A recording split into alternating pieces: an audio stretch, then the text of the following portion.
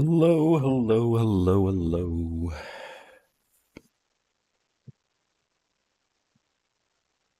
My chair is broken. So, just finishing setting up. Took a little bit longer than I thought. Just starting a sequence and an autofocus run at the moment. And I've got my second rig. I've got some weird, I don't know what that is. I think it could be my trees in the way. Let's concentrate on this one.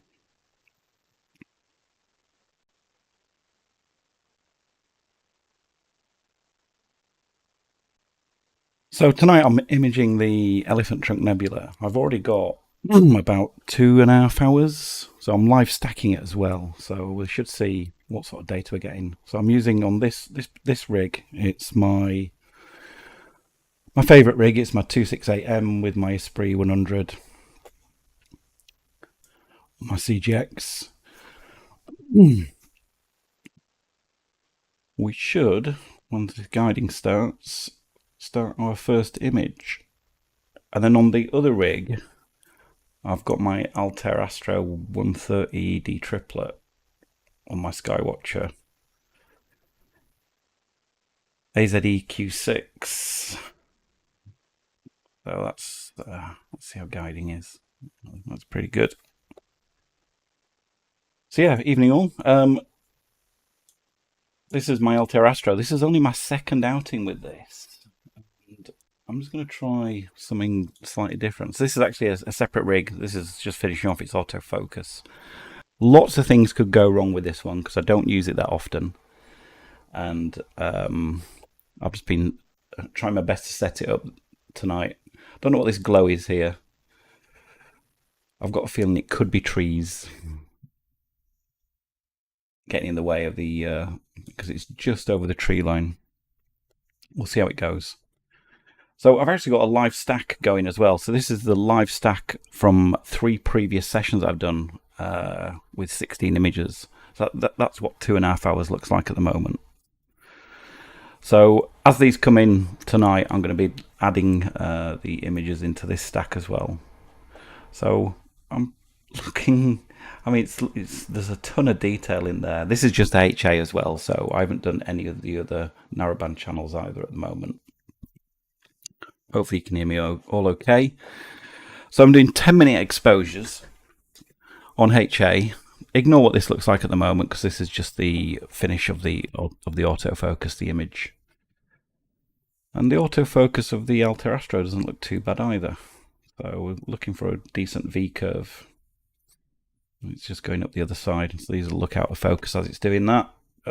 That'll be good. And then when it finishes, it currently thinks that the best focus point is this little green dot here. So it'll move, whatever that is, it's about 91,900 and something. It'll zoom it back to that and start imaging. So I'm going to flick between the two. The blue one is the Esprit, the green one is the Altair. So that's what you can tell we're looking at. We'll wait for this first image to come in, which is 8 minutes away on there. Let's just check guiding. I always use guiding rather than this graph here, even though they are the same. So yeah, decent guiding at the moment, which is to be expected. Spent a lot of time setting this particular rig up, so I know where all my balance points are. It literally doesn't get stripped down other than the entire unit at the top where the scope and the dovetails are all come off from one. So literally the weight doesn't change from session to session, so I know exactly where my balance points are, and that's reflected in this really good guiding, along with obviously other things such as decent polar alignment. What this is pointing at is this is my Altair Astro. If you realize, I've just flicked onto it. This is actually pointing at something called Barnard 150, which is a dark nebula, and this is with my 2600 one-shot color camera.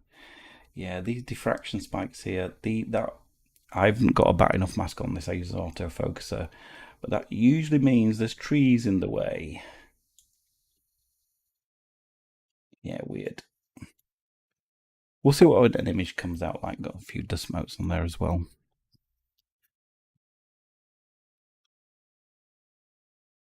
So yeah, I don't know why it says it's cloudy, because it's absolutely crystal clear. Here in the UK, we've had one of the hottest days of the year. I think I live up in north of the UK, just outside York, and it was I think it was 26 at one point, and we're going to have 27, 28 degrees tomorrow. So 4 minutes into this sub, I'm going to see what this one comes out at. However, I may have to think about a different target. I might move to the Fireworks Galaxy. And then later on, I'm actually going to try something I've never done before, which is to capture the ISS. We've got a ISS pass for me about 1:32 a.m. and I'm going to use a piece of software that I went through in one of my other videos called Skytrack. So I'm going to use SharpCap and Skytrack. So what Skytrack is going to do is it's going to leapfrog ahead of where the USS is going to pass, and then I'm just going to have SharpCap taking a video as the ISS passes through the frame.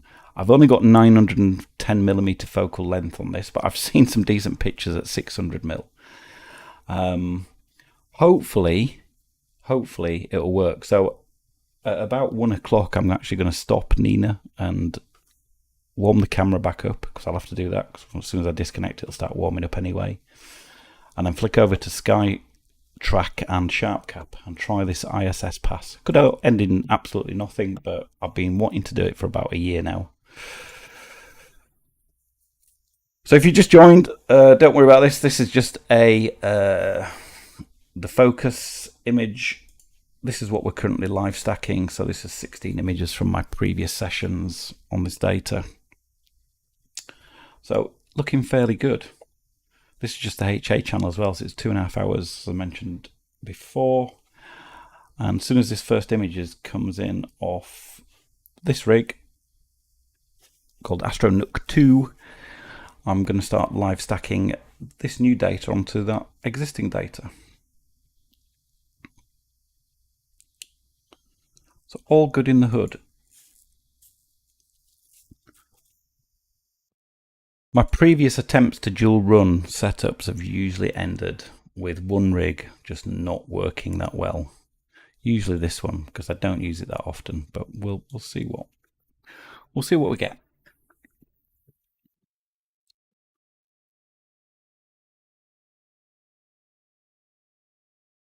So good evening to everybody. I've got a drink.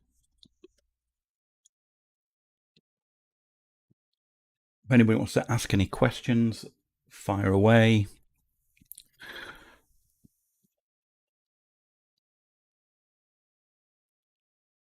I have been working as well. Well, is a little bit of a tidbit. So if there's any Nina users, you'll have heard of a plugin probably called Hocus Focus. And I could not get it to work. I could get it to work, but one of the things that Hocus Focus does is it relies on its own star detector. And this star detector wasn't working for me. It was basically picking up hot pixels as stars, and no matter what I tweaked, it just carried on detecting these hot pixels. So obviously messing around with this. Anyway, I contacted the developer on Discord, and he asked me for some log files. So on the next night out, I captured some log files and sent them to him. And he instantly spotted the issue, and he updated the version. And he said, I suspected it could have been this. So with the log files that I provided, he basically released a new version that night, and which fixed the issue. So quite pleased to have contributed in a really small way to a bit of Nina development. So we're 2 minutes away from this first image coming in. Anybody who shoots in mono, you'll know what this looks like. I remember the first time I took a mono image, and the first image that came in, which was also a 10-minute exposure, I absolutely dropped off my chair with the amount of data. So we're 1.5 minutes away from this first image coming in on that rig, and on this second rig, I have no idea what we're going to see here. This is meant to be some dark nebula, but the moon's up tonight, and I think I'm imaging through the top end of a tree at the moment, so I don't know what it's going to look like. I might move that second rig to the fireworks galaxy, which should be actually. Oh, I haven't got my. It shouldn't be looking through a tree. That's what I'm actually. That's what I'm actually trying to image at the moment. So that's from the offline sky map. We'll see what comes through. Okay, 45 seconds away from this first image dropping. I think there's a lot of astrophotographers out tonight because it's going to be clear till, well, clear all night, but it's going to start getting light at what? I'll just check my phone. I'm pretty sure it's about 2:30. But needs must. Let's have a quick look. For me, yeah, maybe more 1:30ish. But then it's still dark until about 3 o'clock, but it will be getting lighter and lighter. Okay, first image about to come in.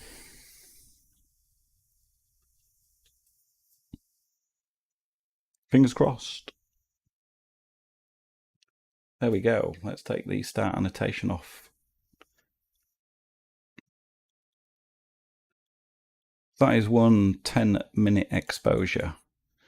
So what I'm going to do is I'm going to go into here, and this will now be dropping into a different folder, which is, that's today's date, isn't it?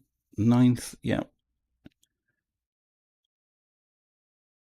So I'm just telling PixInsight's Easy Live Stack to monitor this new folder, and it's picked up the fact that there's a new file there, and it's now stacking that onto the existing expose.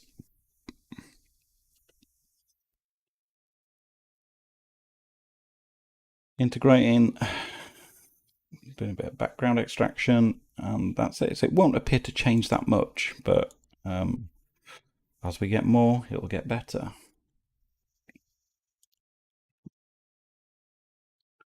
How are we doing on guiding? Yeah, down at 0.43, all good. This image should be coming in. Oh, another minute. This strange gradient is at the top. I'm hoping is what I think it is.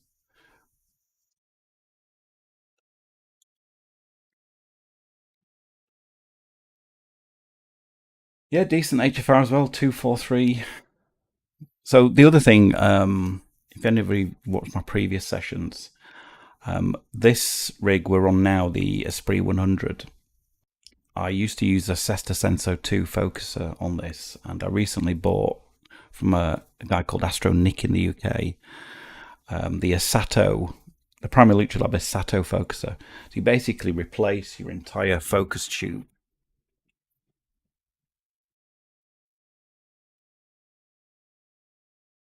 So this is what's come off my Esprit, and basically there's the original Sesta Senso. You attach the Asato, and it literally is a replacement entire focuser. It's absolutely incredible. The Sesta Senso 2 had 0.7 microns per step. The Asato has 0.04 microns per step. It literally has, if I show you in here, go to equipment, focuser, it has 731,000 steps. And currently my step size, which I've worked out, is it's around 4,000, which some focusers don't even have 4,000 as their entire travel. It's incredible resolution. Okay, let's have a look. So this first image has come in, and can we see anything if I take the start annotation off? I can't see. I can sort of see the dark nebula. I don't know what I've got with this grading going on at the top. I really don't know what that is. Got some dust motes here. Sort that out in post with some flat. Yeah, this. I'm hoping that's not the filter. This is also using the Altair. Oh no, it's not actually. I've got no filtering at the moment. Do you know what I'm going to do? I'm going to stop this sequence. And I'm going to move. I just want to see. There's the fireworks galaxy, not known as something else. And you see 96946.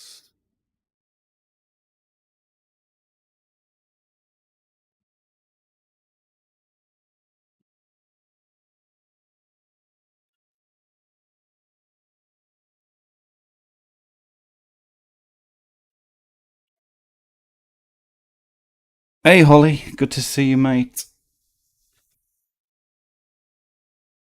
I'm doing the thing that I said I would probably never do again, which is to dual run rigs. I'm already having problems on my second rig, but my first rig, getting some decent data in.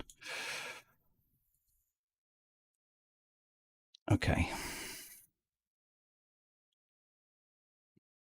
Just let me make sure this is not going to hit my other scope. They should be nowhere near each other. I'm just going to drop to the fireworks galaxy and see if I get that weird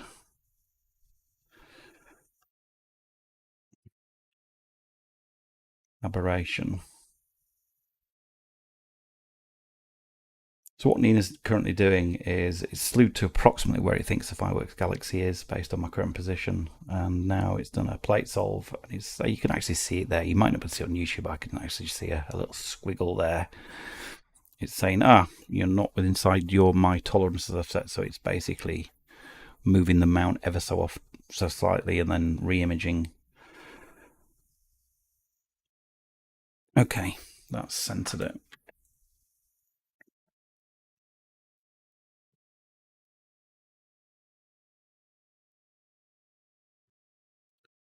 I just want to see if I get this weird aberration, so I'm going to add that to the sequencer. I'm just going to tell that one to pause. Right, slew target. Yes. Don't need to re-autofocus because I'm just autofocusing and I'm. Let's just take. In fact, I'm going to go to here and I'm going to take a 60-second sub.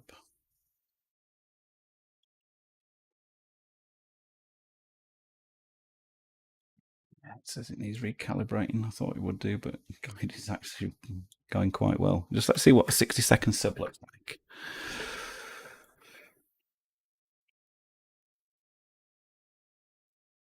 This is the main thing. My rig 2 is more play about, as I mentioned. I've got a moth in the room. I'm going to try and image the ISS later on, which will probably end in disaster, but give it a go. It's going to be quite high at 44 degrees, and then there's actually another pass later on at about 3 o'clock, I think, at 50. The other one's at 55 degrees. That'll come overhead for me. But the 44 degrees one will be absolutely fine as well.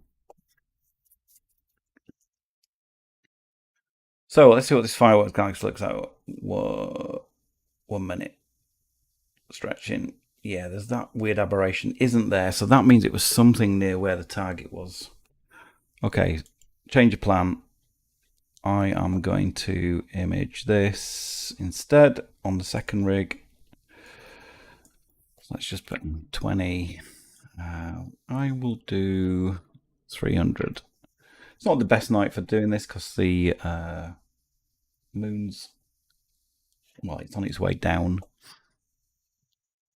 Let me just check everything. Slew target, center target, rotate, start guiding. Go. Back on this, so we're 2 minutes away from exposure number 2.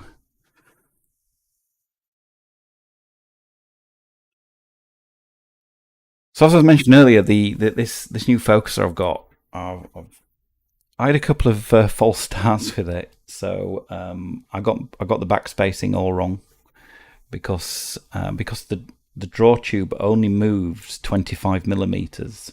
You've basically got to position the Asato using spacers around where your critical focus zone is to start with. So you imagine it's 25 millimeters over 700,000 steps. That's how it's 0.07 microns per step. Unbelievable. So first night, I literally couldn't find focus because I'd got an additional spacer in the imaging train that I shouldn't have put in. By the time I'd worked that out, it was too late. So I don't like disassembling out in the dark anyway, so I brought in. And then on the second night, it didn't go to plan either. When I was using it again, I couldn't work out what was going on. I was literally getting in focus, but then when hocus focus went back to the correct position, it would be out of focus. I was ready to kick it in the bin, and when I went outside, I noticed I'd got some cable snags between the camera and where basically I was holding the draw tube back with the cables. So my own fault. Once I realised that, third night, absolutely fine. So yeah, really impressed with it. So we're 20 seconds away from image number 2 of the Elephant Trunk Nebula, and we are live stacking it over here in PixInsight. So apologies if you see a small moth flying around attacking me. I'm hoping to get quite a bit of good data tonight on this. And yeah, there's a second image come in. Sorry, I've got star annotation turned on because I was messing around with hocus focus for the last few days. Let me turn that off. Nice satellite trail through the middle, through the top half of the middle. We'll get that in post-processing and remove it. Don't need to worry about that. Don't need to throw away the frame.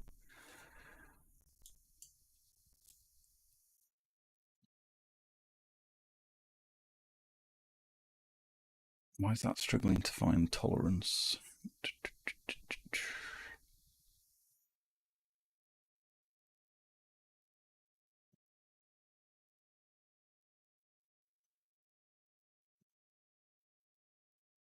Ah, silly me.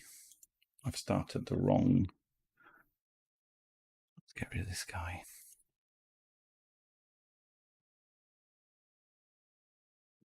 I think I'd started the wrong sequence going. More reasons not to have 2 rigs running at the same night.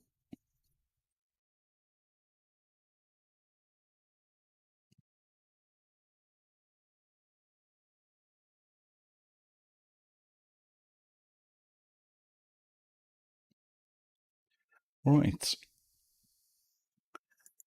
Guiding is looking good. I'm dithering every frame. I go dither mad. This is using my off-axis guider as well, which on that rig. On this rig, I'm using a traditional guide scope.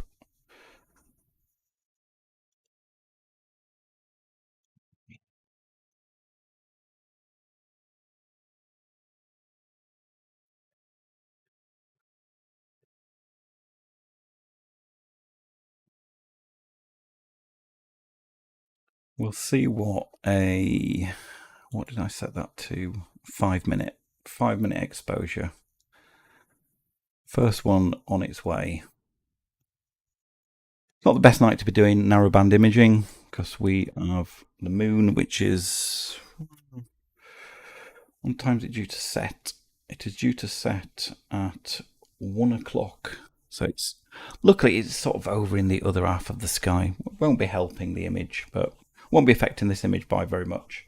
And you can see the sky's getting darker. So my first image, this value here, mean 605, that's effectively the mean darkness in the background of the image. It went down to 561, so it's actually getting darker, which is correct because we should effectively hit the darkest we can get at around midnight.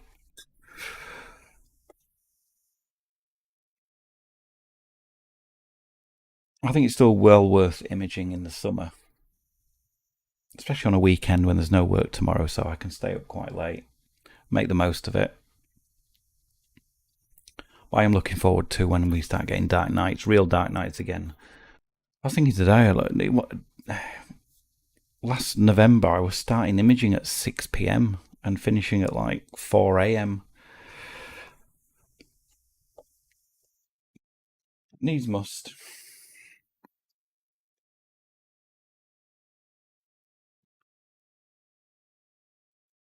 So I think there's not a lot to do. When's the meridian in this one? So 2 hours away. 3 hours away, and this is nothing to worry about for a while. I've actually got this plugin working as well with Nina, which is. Figure on that one. Yeah. So I can actually see my camera that I'm. You'll see in the thumbnail. I can see my camera inside Nina as well now.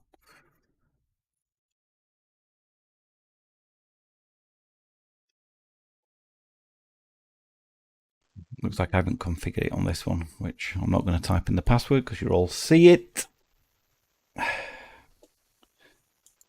Yeah, nice little feature.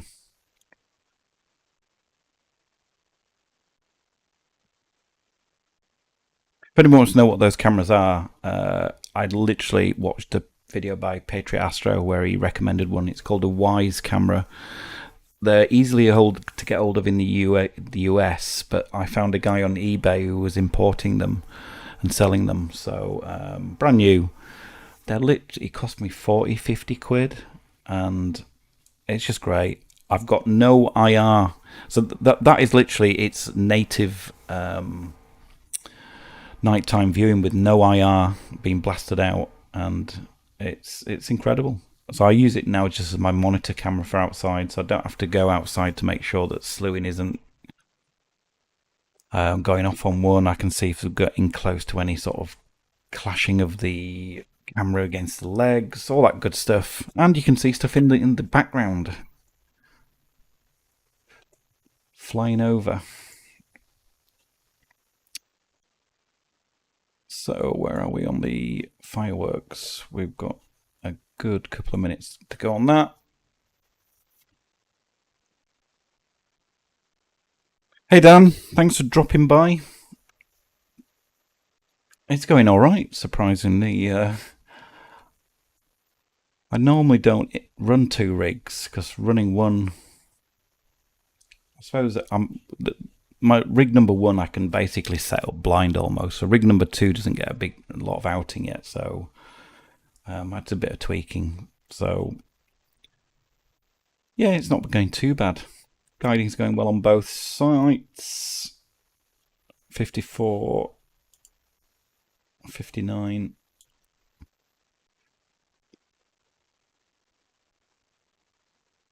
And we've got a nice live stack going on from my previous nights. So we've got around, I think just shy, I think this next image will make it, well, 120 images make it 3 hours. Close to 3 hours anyway, of live stacked images here.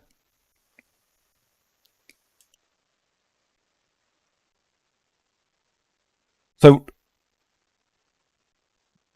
Astroworld TV is a YouTube channel I would highly recommend. It's basically they have two shows every week on a Wednesday and a Friday. For me, it's quite difficult to watch them because of the time, because they're based in the States. But it's basically 3 or 4 guys, and they sometimes have a guest on there.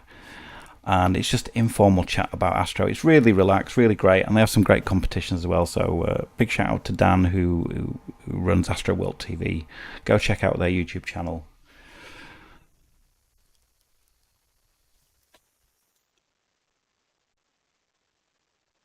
So 3 minutes away. Okay, let's have a look. Whoa,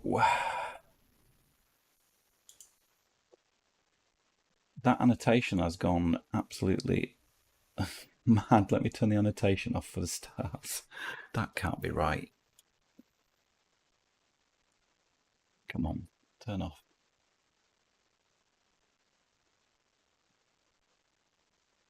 Okay, yeah, so that weird aberration I had earlier when I was trying to do Barnard 150 has gone. So, whoa, I did suspect it was something to do with the top of the trees. So,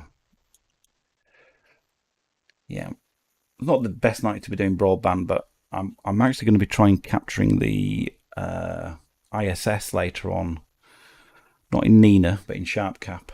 There's a pass at about 1:30, and that's what this rig is out for. So I'm just gonna have a mess around with this rig at the moment. I'll capture that. I've never imaged the fireworks galaxy before, so I'll let it take a few images on that. But this is what I'm. This is my main image I'm working on at the moment. I'm hoping to get 4 hours on each narrowband channel. Not tonight, obviously, but if I can finish off HA, maybe tonight, maybe tomorrow. I think it's going to be clear tomorrow night as well, potentially for a couple of hours. It is work on Monday though, so who knows? Yeah, thanks, Dan. It looks like it's going to be a nice image. Obviously, HA always is a nice giving image. This is the QHY268M. I was saying earlier, the first image I ever took with this, it was actually of the Heart Nebula that was your first picture of the week, and I absolutely dropped off my seat when that first sub came in.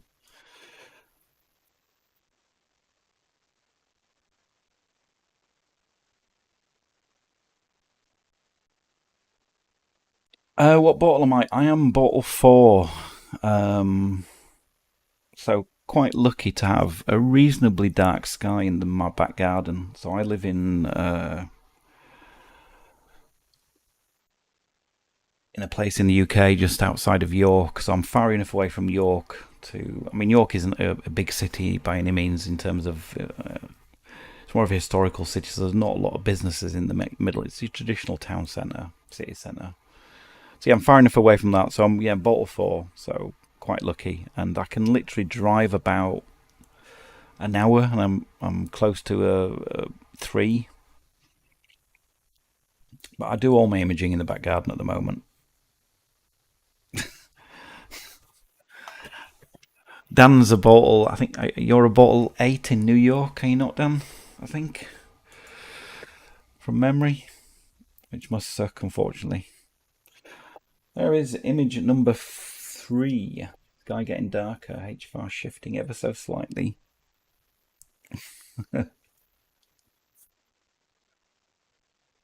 8 to 9. Wow.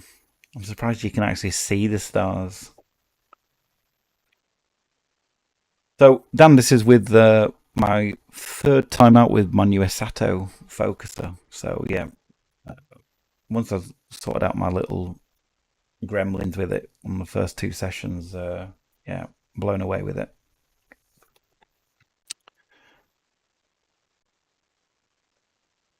This is with my 2600 MC ZWO camera. It doesn't get as much use as my mono at the moment, but I do like to flick between the two.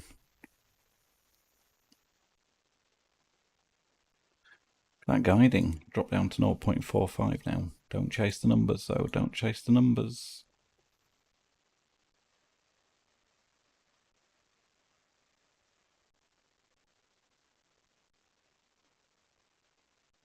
Yeah, I mean, look at this focuser position.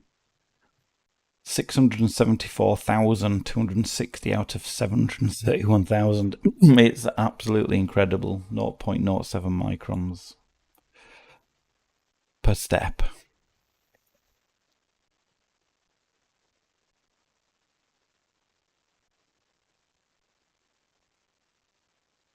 You mean turn the PHT2 graph on? No. Oh no.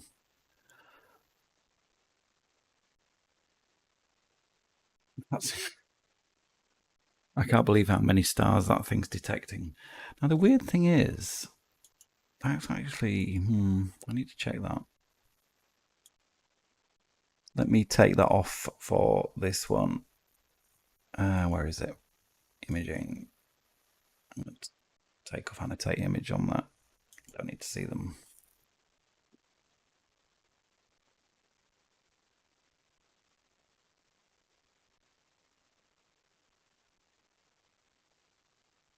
I am going to stop imaging that fireworks at around 1 o'clock.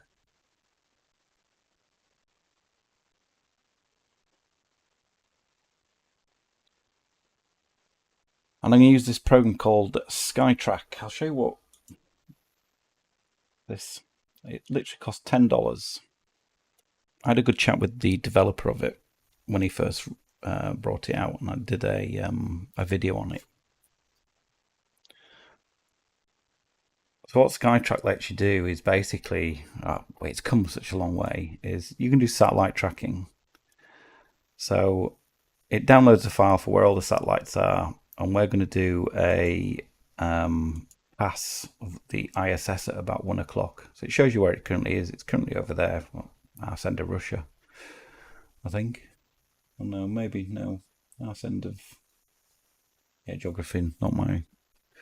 Wherever that is. And it has two modes. You can either do a leapfrog, or recently he's added in this continuous tracking, and as long as your mount supports that, which has to support a very specific ASCOM command, you can do continuous tracking. Now, I'm not sure whether to try continuous or to try leapfrog yet, so I'm going to try it later when we get to 1 o'clock.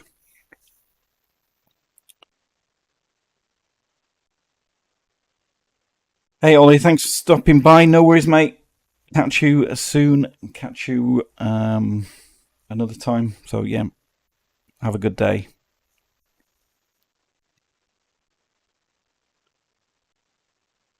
Focal length. So this one is 910 millimeters. This is a Altair Astro 130 ED triplet. This is Esprit 100. This is 550. This has got a 1 times flattener, so there's no focal reduction going on. This is obviously a 1 times flattener as well, so native 550.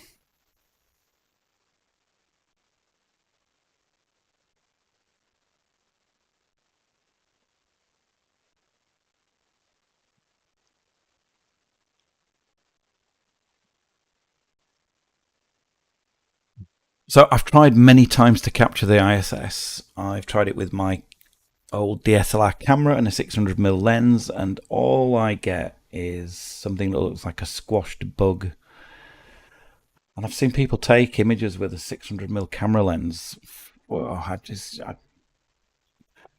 focusing, moving, tracking, all. So anyway, I found this SkyTrack app, and I'm intrigued to give it a go. So I've mentioned that I actually did a video using a simulation with Stellarium, and it did work. It leapfrogged ahead. Now, one thing I think it's going to rely on quite heavily is my pointing model being fairly correct. Now, because this has done several syncs and plate solves to the mount, I'm going to suspect it's going to be fairly close. We'll either see nothing, or we'll see, hopefully, the outline. I'm not sure at 910mm how much we'll actually see, but I'm going to take a video in sharp cap of it. Yeah, that's the fast frame rate is not going to be great because I've only got a 2600 on this, which isn't the greatest frame rate. I was thinking about dropping it down my region of interest, but there's a good chance that if it's slightly out of frame down here somewhere as it goes through, I might end up clipping it out. So I'll just I'll try my best. Just a bit of a mess around, really. So we have half an hour's worth of subs so far. Let's look at the live stack. It probably won't have changed dramatically. I like this noise evaluation in the live stack because it tells you the improvement from the first image that you put into the stack. So it thinks there's 162% improvement from the first image, and this is the linear line of that. So yeah, it does look really good.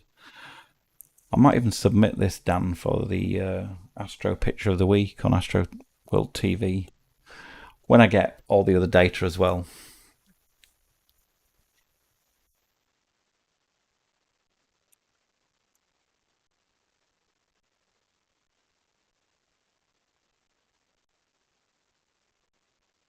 So yeah, anybody who's joined, we're imaging two things. I've got rig number 1 imaging the Elephant Trunk Nebula, and rig number 2 imaging the Fireworks Galaxy. This is imaging in mono, this is imaging in colour.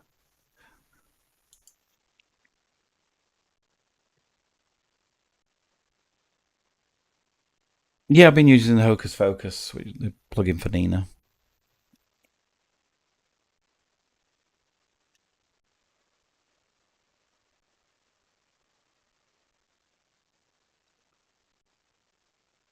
It's going better than I expected. As I mentioned before, every time I've had 2 rigs out previously, I've always had some issue with one of them. We're looking okay. No, it's 2 separate rigs. You should be able to see in the bottom right down the monitor cam.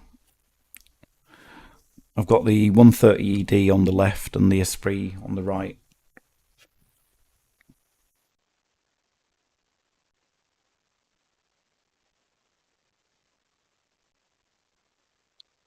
One's on a CGX, so my Esprit's on my CGX, and my Altair Astro's on a AZEQ6.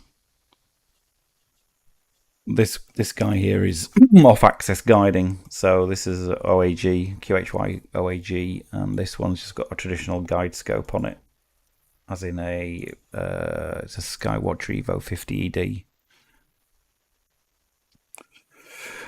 Is this one instance of Nina? No, it's actually I've actually got 2 Intel NUCs. So there's an Intel NUC on this rig, and there's an Intel NUC on this rig, and this is just a fancy wrapper to remote desktop. So I'm just remote desktoping to basically two different computers.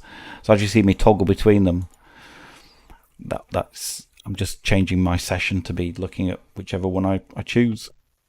Hopefully that makes sense.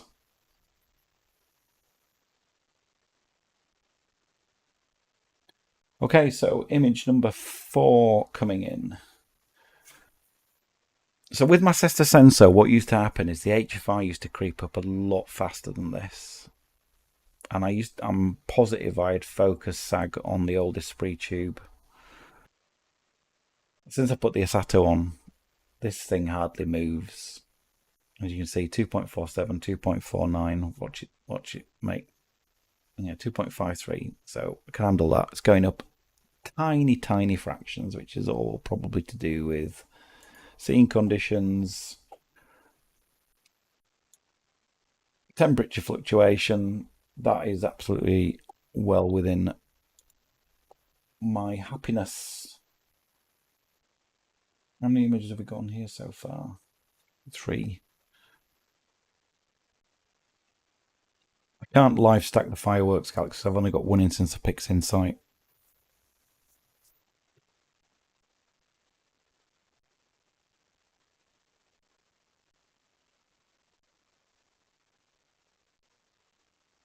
Let's have a quick look at the aberrations. So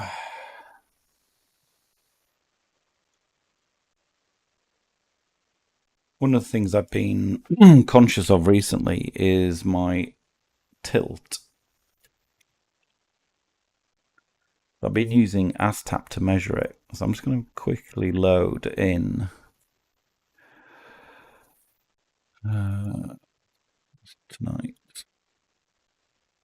that last image.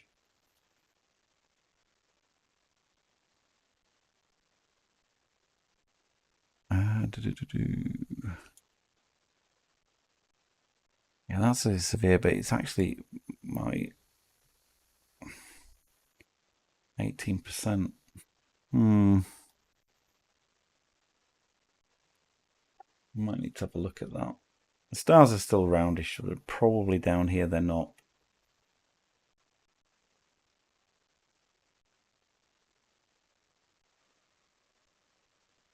Let's look at the aberration. There's hardly anything in there. I'm not going to get hung up on it. I'll probably end up cropping this slightly anyway. There's nebulosity here, there's some here. Don't want to crop it too much, I suppose. Oh,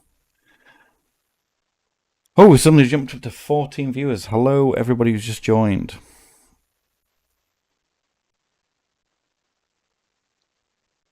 So I'm imaging two targets tonight. I've got rig number one pointing at the Elephant Trunk Nebula and rig number two pointing at the Fireworks Galaxy, which I've never imaged before. But I'm actually going to be using rig two for something else very shortly, in about 40 minutes. And then we are live stacking that data. It's got 19 images in the stack so far, so 16 of those are from 3 sessions over the last couple of weeks, and then this is tonight's data being added on. So yeah, I think the HA, I mean, this is literally unprocessed. It's just literally what Easy Live Stack is doing. So no post-processing other than, I think it does a DBE and that's about it. So yeah, this data should be really good once I've finished with it.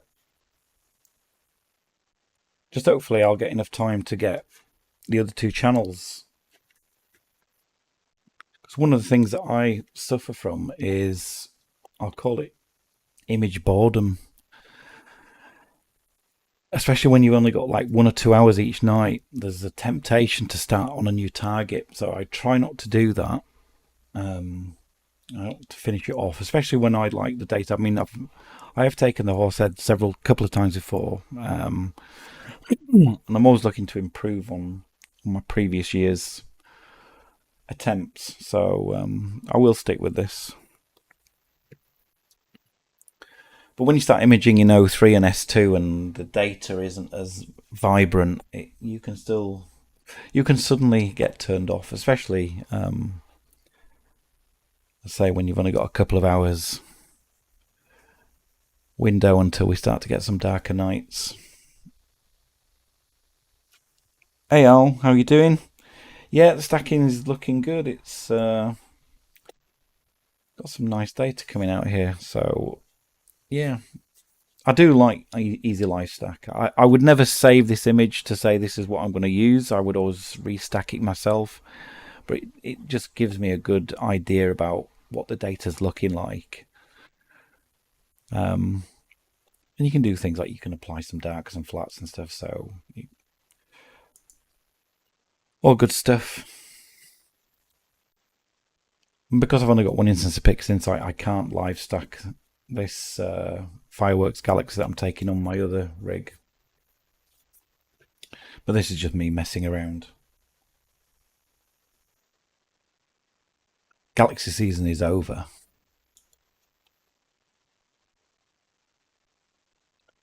Guiding's looking quite good tonight. I didn't check. I think the scene's not too bad tonight. I had a quick look and it's not bad.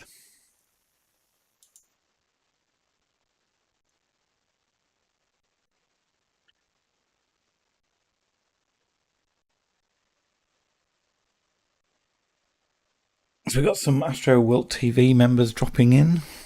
Very good to see you all. I don't know whereabouts in the world you all are from, but today in the UK has been absolutely red hot. It was 26, 27 degrees, and there was hardly any breeze. And I think it's going to be even hotter tomorrow.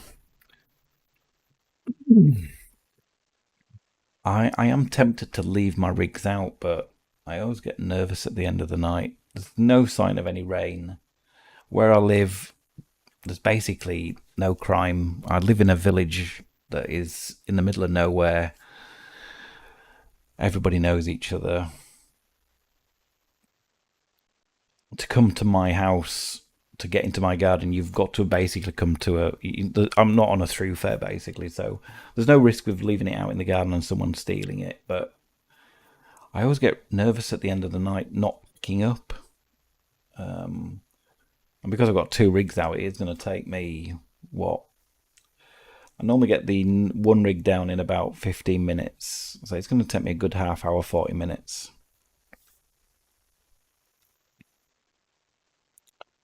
Well, you're in Staffs.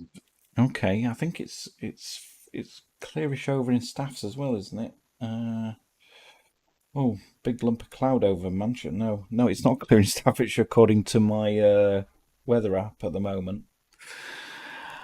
What I'm using for LiveStack, Dan, is it's Easy LiveStack. So it's part of the Easy Processing Suite, the free script for PixInsight that has like Easy Denoise and Easy Decon and Easy Stretch. You literally point it at a folder, tell it to start watching that folder, and that's it. As the files drop into that folder, it just picks them up and live stacks them. It's as simple as that. I mean, if you pixel peep the thing, it's not doing any sort of noise reduction or anything like that. It is literally just doing a raw stack, but I do like it. The only thing is it does tie up your PixInsight. I can't do anything else in PixInsight whilst this is up and running.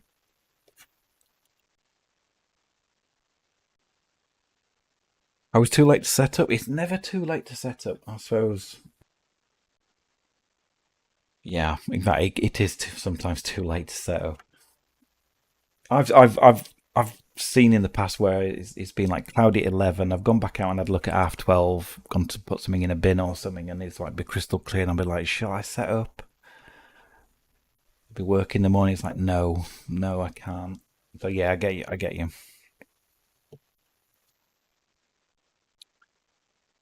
Yeah, it's very. I've never used SharpCap's live stacking capabilities, but yeah, it's just, I believe it's the same feature or same functionality.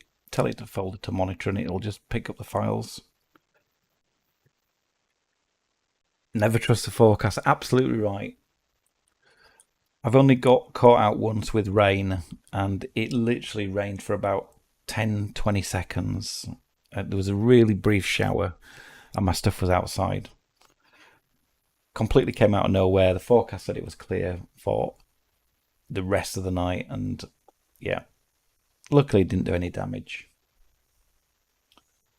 However, this moth that is in my room is doing damage. It's starting to annoy me.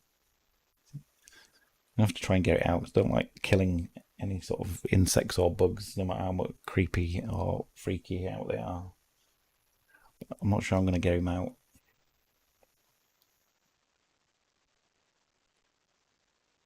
So we have, how many images on this have we got now? Only 5, okay. Not 5, isn't it?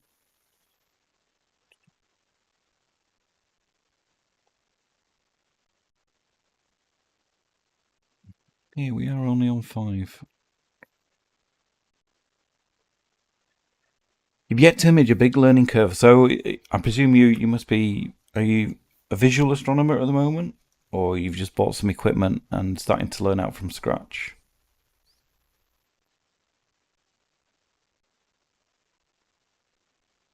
The only thing I would say is, as with anything, if you've got someone around who can help you get through some of the basics, great. If you haven't, then you have to rely on stuff like this, YouTube and tutorials. Maybe join a local astronomy club. They're certainly really helpful.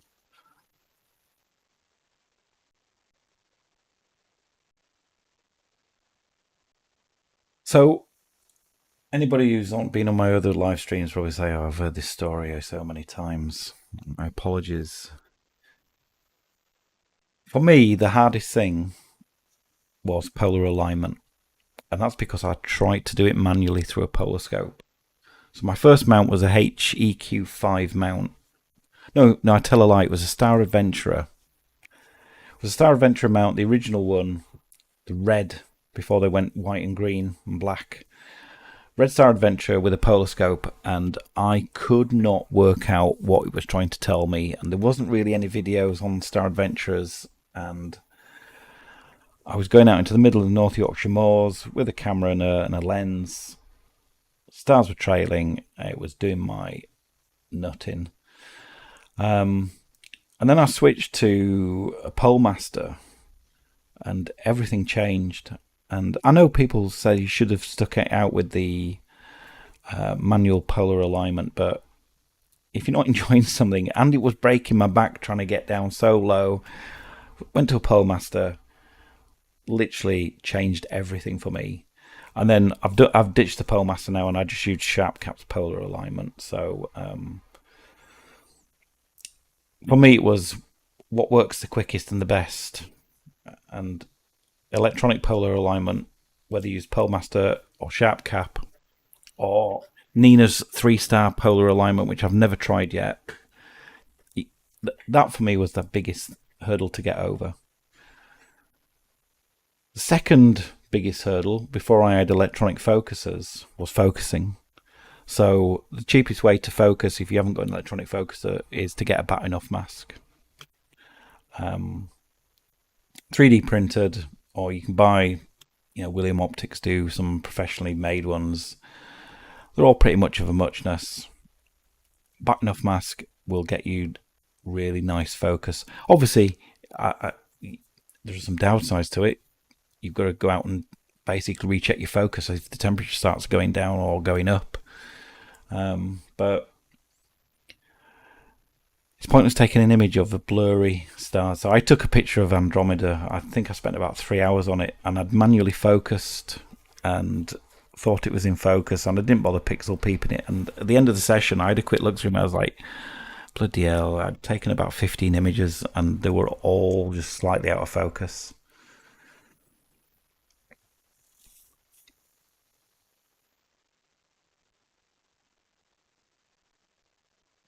Hey Mazzy, I've not seen you for a while. You learned on the Skywatcher Star Adventure 2i. Yep.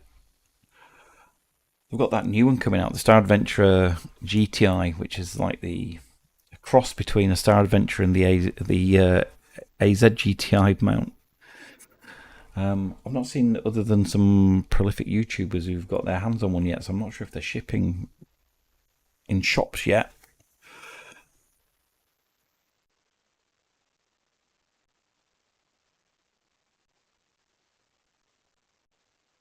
Yeah, I agree, Dan. Polemaster was a game changer once you learnt to use Sharp Cap. Absolutely. I can polar align in. I mean, I did these two rigs tonight in 3 to 4 minutes each, both within 10 arc seconds on both Deccan RA. AZEQ6, so that's what I've got running tonight on this rig, Mark. That's on an AZEQ6. 200 PDS. Oh, well, okay. That's a interesting starter scope. That's a big old Newtonian. So I presume you got a coma corrector for that as well.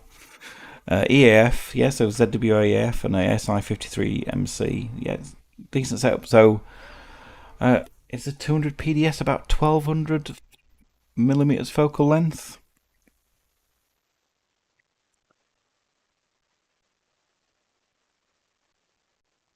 So one of the things you'll probably need to start thinking about is guiding, but try it without guiding to start with. But the higher the focal length, the more important your guiding becomes, because the more movement or inaccuracy in the tracking at the higher the focal length, the more that will exaggerate. Won't be exaggerated. Will be shown in the star shapes.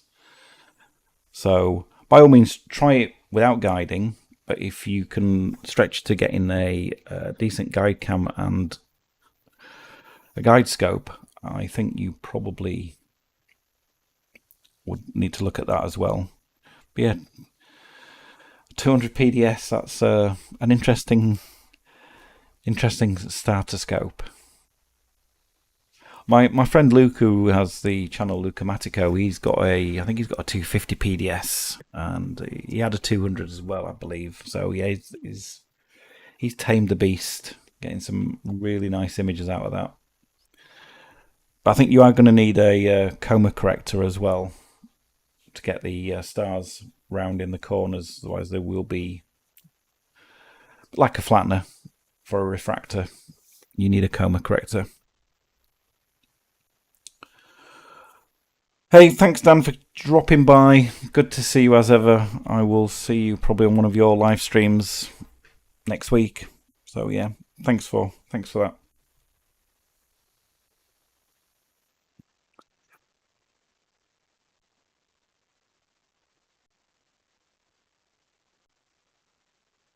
Oh, absolutely, SMA Sky. So Andromeda was one of the first images I ever took, and when I look back at the image now, it was like, but it looks awful by what I can do today, and I don't mean that in a bragging way. What I mean is, I'd be disappointed if I took that image now, but back then, which was only 4 or 5 years ago, when that first image of Andromeda appeared, I absolutely was mind blown. And it was just a small fuzzy ellipse in the middle of the screen. But yeah, it's where you start, and it hooks you in.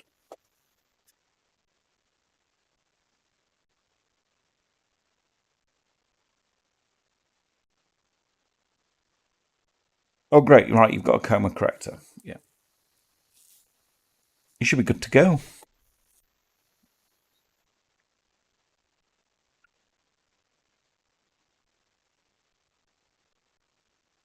So one of the things that you will need to also work out is your focuser step size. So with the ZWEF, it's got quite a low step size in terms of how much that moves per step. And there's no magic number I can tell you, but I guess it's going to be somewhere around between 10 to 100, maybe start at 50. But you can actually work it out. There is a website. In fact, I'll show you the video. If you search for Amy Astro step size, calculating your autofocus step size. This is a great video that Amy takes you through, and I best not play it, but she basically takes you to a website where you can feed in your details. It'll tell you the critical focus zone in microns of your particular focuser and your of your optical assembly, and then you can work out roughly what your focus step size should be. I've used that calculation since I saw that video for all my focusers, whether it be my Sesta Senso 2s when I got them, the Yasato. That's how I came to this value for mine of 4,243 steps on my HA filter. So yeah, and as you can see, it does work. That was the autofocus I ran earlier. There's a little bit of backlash there, I think, but yeah, decent. Getting right down to a HFR of 2.5, so really nice. Where's my image gone?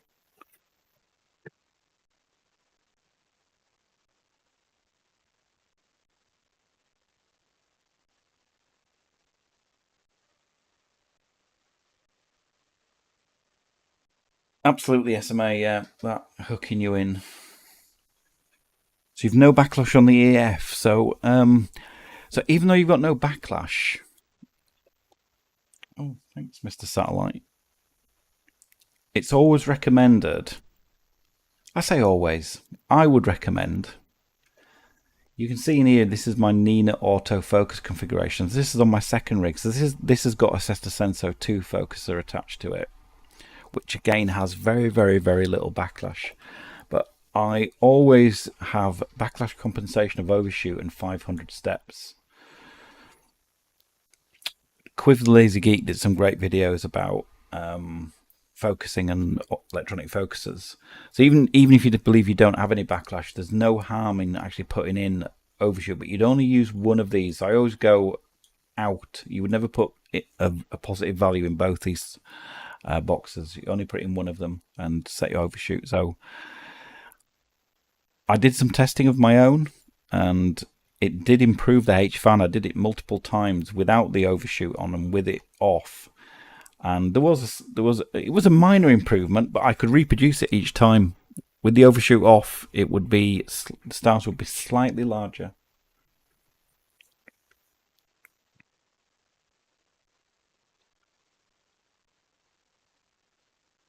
So this is, what image are we on here? Image number 7 of the fireworks galaxy.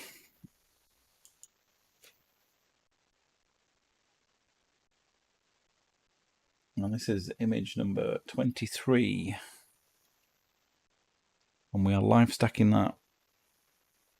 I think we have a different folder now. Let's have a quick look. Yeah. I wondered why I'd been picking those up. So because we've rolled over onto now the 10th, I've basically forgot to tell it to start monitoring a different folder. Because my Nina I've set up so that my folder path splits it down by target, then date, so blah, blah, blah. So it was basically looking at yesterday's folder, which it's not writing to as of midnight. So it's got 3 more images to stack into this.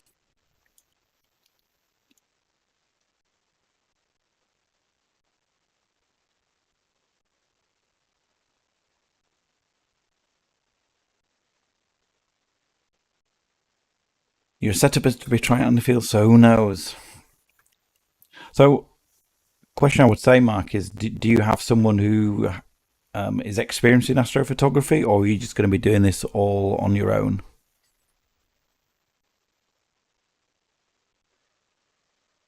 Oh, you needed 100 steps of backlash on AF. Yeah, so when I had a ZWAF originally, and I certainly needed to put some backlash compensation in as well.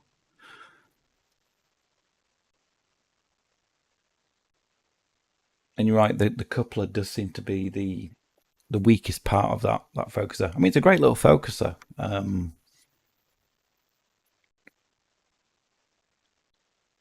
Attaches to many different telescopes. It's a big personal learning. Well, fair play to you. All I'd say is don't give up, because, you know, not every night is a success. And I'm sure a lot of other astrophotographers will agree that you can have a problem one night that will just basically obliterate your night.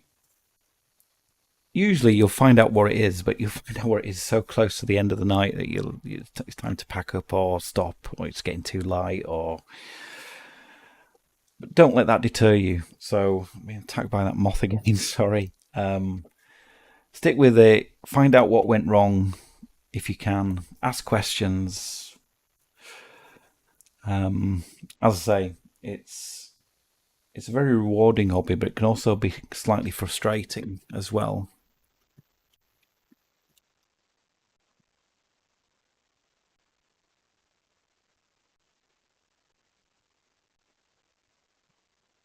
Yeah, there's a lot of great channels on YouTube. You're absolutely right. When I first started, I used to watch Astro Backyard. There wasn't, I won't say there wasn't many astrophotography, but there was very little compared to what there is today. And I used to watch Trevor Jones quite a lot, as a lot of people did, I think.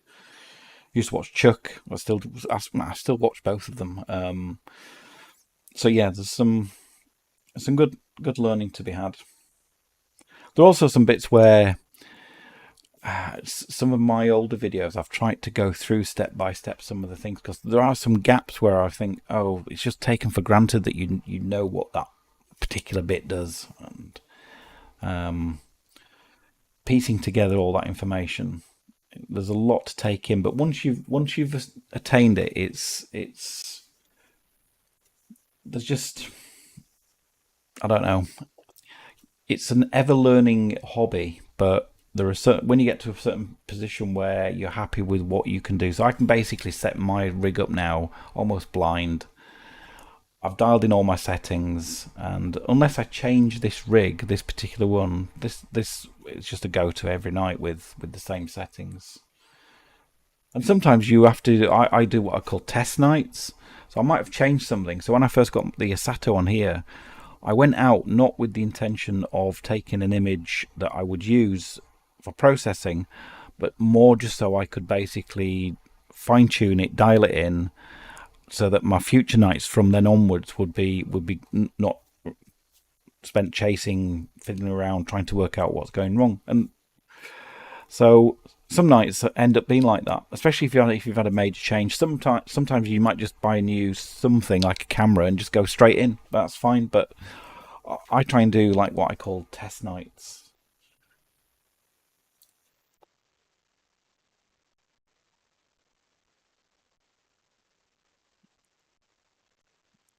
I hope to in a good place when I get some decent weather. Yeah, absolutely. And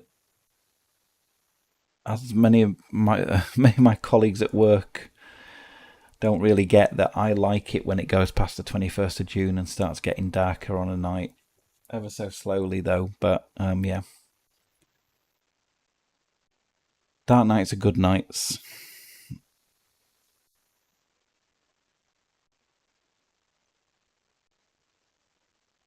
So, another question for you, Marco. Have you decided on what acquisition software you're using? Is it ZWASI Air? Is it going to be something like Nina or APT or SGP? Or have you not decided on that yet?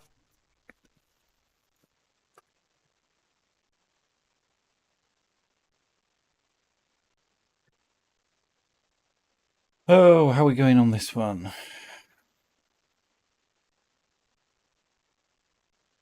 We have nearly 10 images on the fireworks galaxy, and we are fast approaching 1 o'clock where I'm going to stop imaging the fireworks galaxy.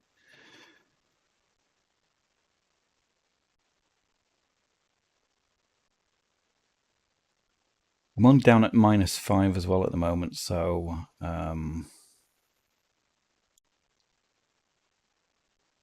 what I found with the QHY26A is even though it can do something like -35 from ambient, when I started this tonight, it was at like +24 outside. This is connected to a Pegasus Astro Pocket Power Box, being fed with a 12-volt, 10 amps decent supply, and it can sometimes struggle in the summer to get below. It would have gone to -10, which I don't go past -10. I did some measurements of my own where to see what the image quality light was at -15 and -20 in the winter, and I literally could not tell any difference. There was no difference in the hot pixels being, no difference in cold pixels, no difference in the amount of data that was coming through. So my fall off the cliff is -10. So in the summer I try and image at -5. That's because I really don't want to stress the cooler or the pocket power box either. So I can guarantee you if I'd have dropped it to -10, there'd have been next to no difference between -5 and -10. I think on this one, I'm only at 0 on my 2600.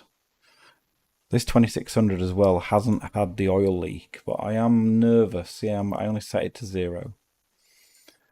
I am nervous that I haven't. I certainly bought this before they fixed the oil leak, at least a year before they'd fixed it. So I know that my camera could be susceptible to it. So I'm slightly cautious about cooling it too aggressively in the summer. So I've just put it to 0 tonight. Again, won't matter for the ISS pass later on. Don't really need that to be cooled for the high frame rate that's going to happen. Let me just check.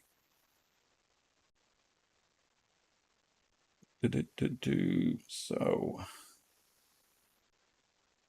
it is at 132 and highest point 134. Well, everything's going rather well. Let's have a look at what this stacked image looks like now. So we've got 22 images in the stack.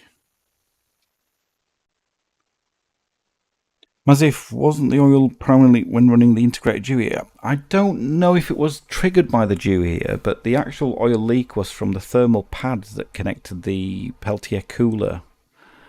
So I don't want to tell people how to suck eggs, but the way that a tech cooler works, so the way that our cameras get to -5 and -10 and -20 is they use a thermoelectric cooling plate. And the way that works is it gets very warm on one side and very cold on the other, and a current passes through that.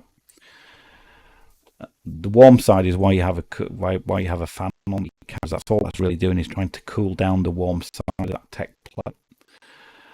And the grease, as I understand it, leaked from the backside of the pad that was on the cool side of the plate. But I don't know if it was triggered by the dew heater. Because, well, touch wood, I always toggle the dew heater on, as you can see here. Dew heater on. I've never run it with it off, and I've never had the oil leak so far.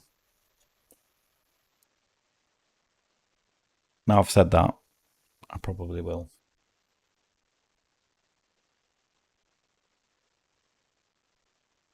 ZWO didn't handle the whole situation very well. It took them nearly 10 months. I don't want to turn this into a ZWO bashing live stream at all, because I love ZWO equipment, but I think they could have handled the whole thing a lot better. They basically told people, well, you can clean your camera. It's like, well, I've spent close to £2,000 on a camera. I don't expect to take it apart to clean it. And it took them 10 months to acknowledge that there was a problem, to then engage with various repairers and companies around the world to accept that they would clean them, and if they couldn't clean them or it kept happening, they would replace the camera. So they've sorted it all out now.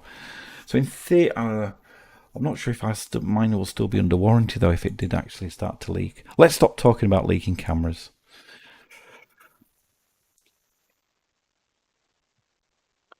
So we must have just had another image, I think, because that's only on 2 minutes. Yeah, 23.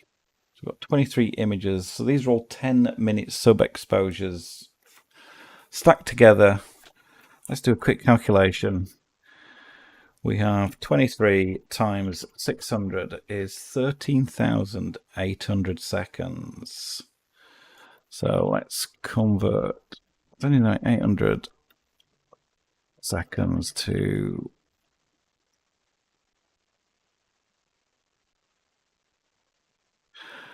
No, not that one. I need tools for noobs, because that's me, noob. That is 3 hours 50. I could have probably worked that out with a calculator, but I just want to use a website to do it. So we've got just short, well, this next exposure will mean there's 4 hours on HA. And I've said another 6 exposures, so I've actually told it to get me 5 hours. I'm going to let it do 5 hours. I think I've got enough time in the night. What time is this due to finish? 1:51. So yeah, I'm going to let that go to 1:51 and then call 5 hours on HA. The age-old argument of how much data should you get on O2, O3 and S2. I'm just going to get 5 hours on them both as well.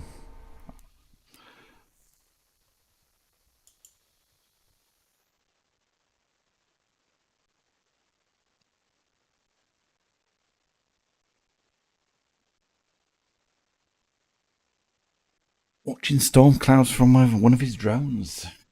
Very good.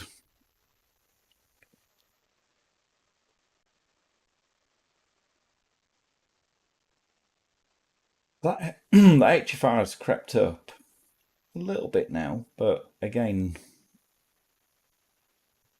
nowhere near the threshold of where it thinks it needs to refocus. So I have mine set currently. Forget where it's set. Oh, it's in the sequence. I have it set to say if the HFR changes by 10% to refocus, or if the temperature changes by 5 to refocus. Obviously on filter change as well.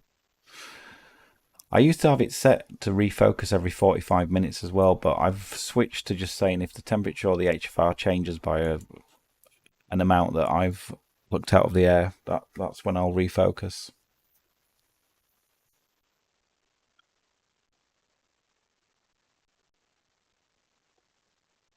So let's look at that first image of the fireworks. First image was it?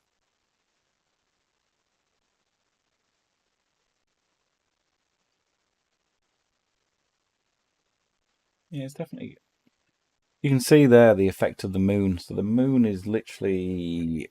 It'll be on its ass on the horizon, I think, at the moment. Just have a quick look. You can see that the image is now not getting as washed out. Yeah, it's another 30 minutes for it to actually set.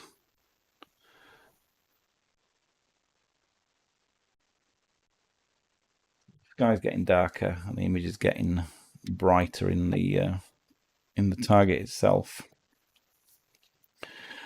But this HA filter is just basically allowing me to image whilst the moon is lighting up the sky.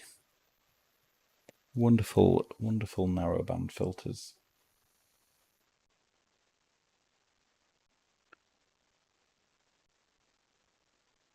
So at 1 o'clock on this second rig, I am going to stop this processing. I'm going to warm the camera back up. And the reason I have to do that is I need to move into sharp cap. And if I just disconnect this camera in here, it will just go as quick as it can from 0 back to wherever, which is, I never let that happen. So I will still warm it up.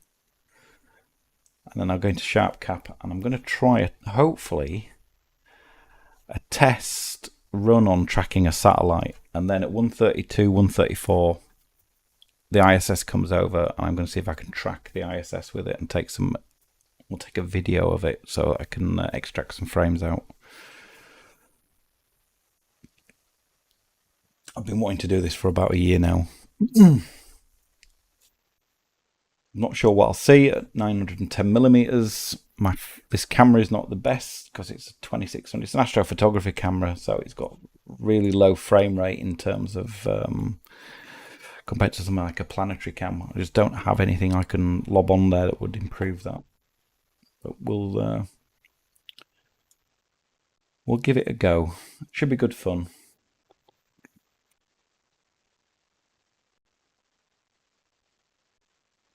Yeah, I've seen Astronomy Live has done these. He's quite well known for these ISS tracking. So, yeah. It's on my bucket list of things to do. It's one of those things, once I've probably done it once, it'll be out of my system and that's it. I'll probably never do it again. Unless I get a quite long focal length scope. But we'll see. This is the live stack of tonight and 2 of the previous night sessions. This HA data is looking absolutely lovely. So tons and tons of data here.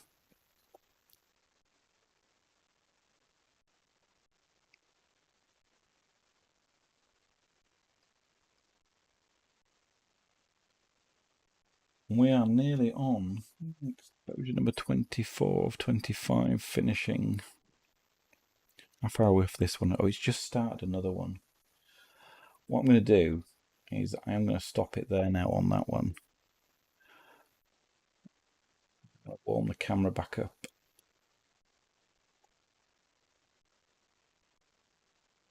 Oh, excellent. You got a lunar transit. Yeah, I did. I also checked for lunar transits over the next 2 or 3 weeks, and there isn't any from where I live at the moment. So I'm just going to go for a straightforward up in the sky capture. But yeah, to get a lunar transit would be excellent. So well done.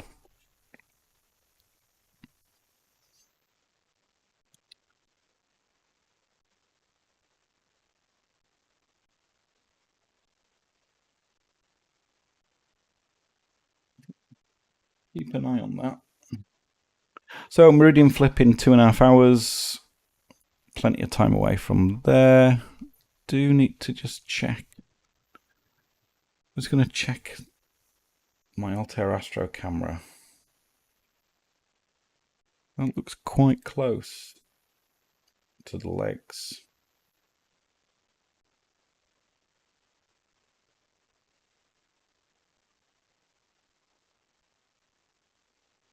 I think we're okay.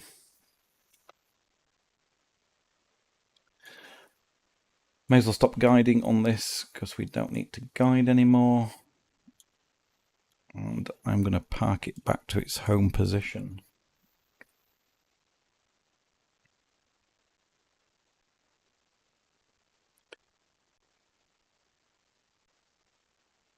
I'm just going to shut down and disconnect these out of Nina.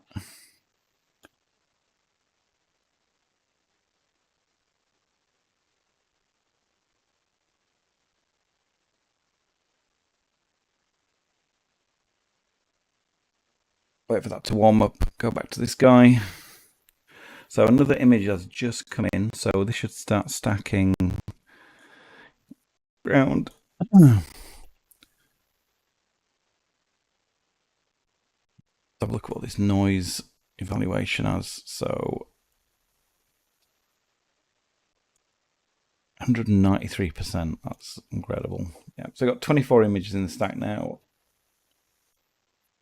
So we'll have a target of what, 30 to give us that. Yeah, to give us that 5 hours.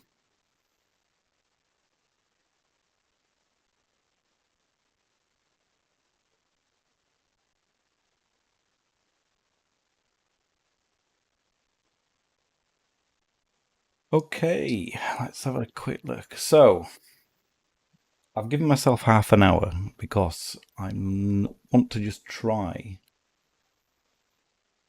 and practice tracking a known satellite, not the ISS, before we go for the ISS. We'll see. The thing that I think may throw us if the pointing's off. So if it basically is, even though I've plate solved and synced them out several times, it still may not be perfect. But what we can actually try is slew into something like Vega and see how far Vega is off the center of the screen, and slew into what's another bright sky that'll be a bright star that'll be up at the moment. We'll check how good the pointing is by slewing to see some bright stars and see how far away they are. So if within a few hour minutes on the screen, we'll be fine. I think that's the only thing that could throw us. I don't know whether to try and do a refocus or not.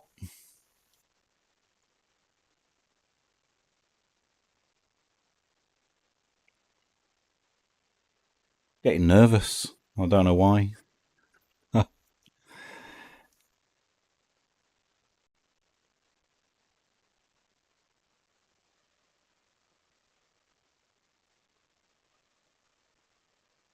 So this camera's warming back up.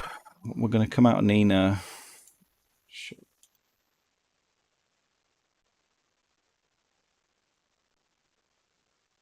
Always warm my camera back up, never just take the power out of the back of it or turn it off.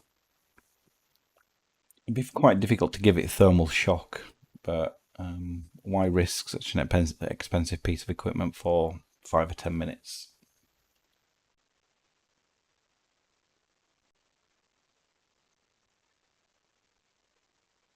So yeah, I'm really pleased with how this is coming out. I'm pretty sure in my last image I'd framed it really badly. And I think I had something that sort of cut off here. It looked quite, I missed a lot of this. So yeah, I got what is the trunk, if you like, but yeah, badly framed last time. So I made sure this time that I've got a lot of the surrounding areas of the thing, and obviously at my 550mm focal length, this is as wide as I can get. Now, there's a lot of other stuff that's outside of this field of view that would be nice. Something like maybe down at 300mm possibly, but yeah, I haven't got anything that can shoot that wide at the moment.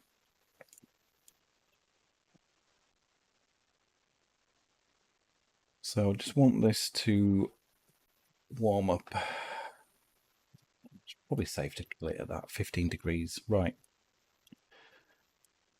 Where's it gone? Ooh, let me just save that sequence because I might actually pick that up later on. So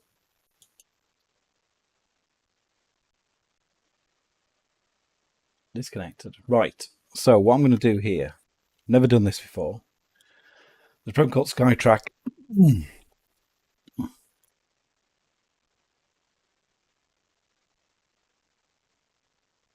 Hey Phoenix Astro. Hey Captain 404. Good to see you. I'm going to try something that could go dramatically wrong. I'm going to use this program called SkyTrack, which is $10. It's written by a guy, and this is the ISS currently, and so up here when it comes past me, this should be about 132. Let me refresh the list. So this is currently all the sats it thinks I could currently track. And it's going to do something called leapfrog. So it's going to basically position my scope 10 seconds ahead of where the ISS is going to go through. I'm going to have SharpCap running. It'll go through the field of view, and then it'll leapfrog again another 10 seconds. There is an option to do continuous tracking, but I've never tried it with that. Well, certainly not in when I did my video about it. So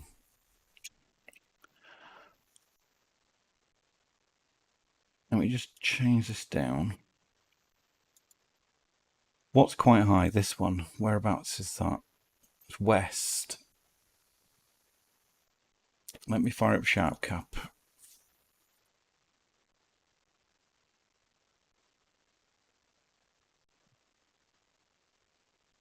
So I'm going to connect to my 2600, which is not the best camera.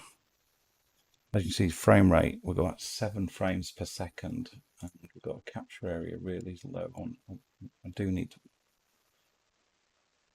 7 milliseconds. I have no idea if that's going to be enough.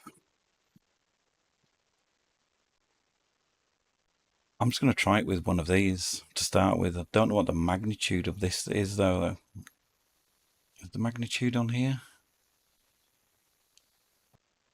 No.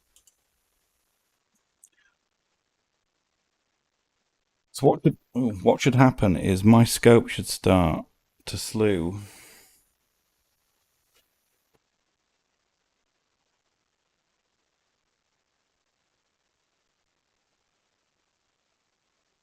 I'm going to just check it on my monitor.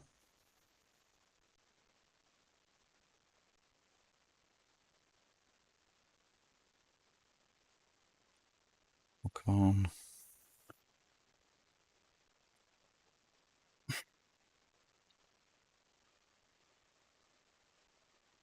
have no idea where that is now.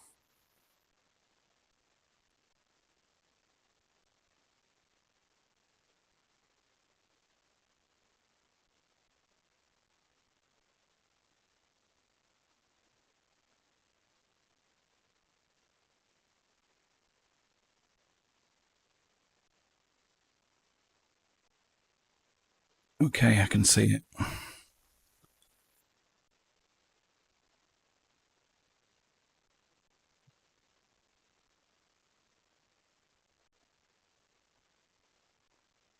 On this gain up, see.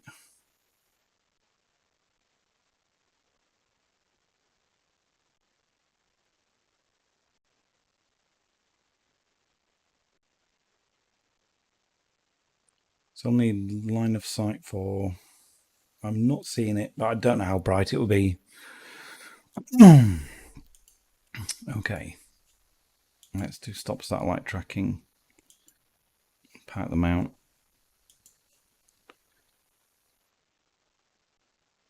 Check this guy, make sure everything is all right in here. It is.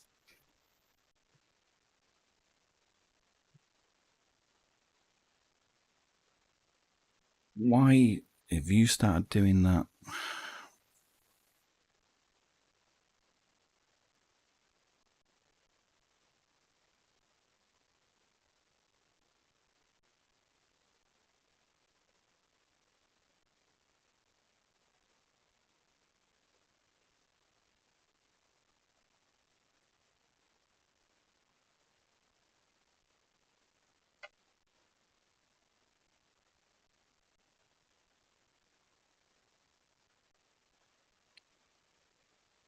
Okay.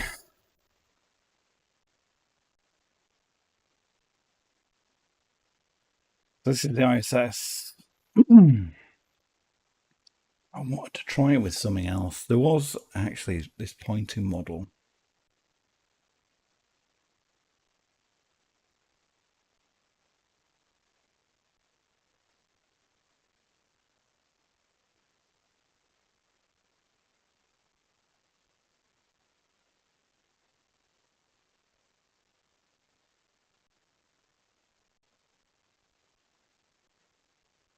I'm just going to wait for the ISS to come over. I was going to try and do a test there, but it obviously didn't work out that well. But I've no idea how bright that satellite would have been in sharp cap.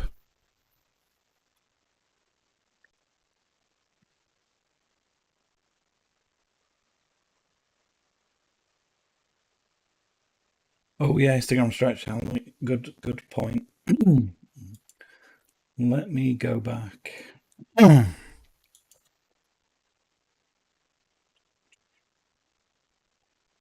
that back down to.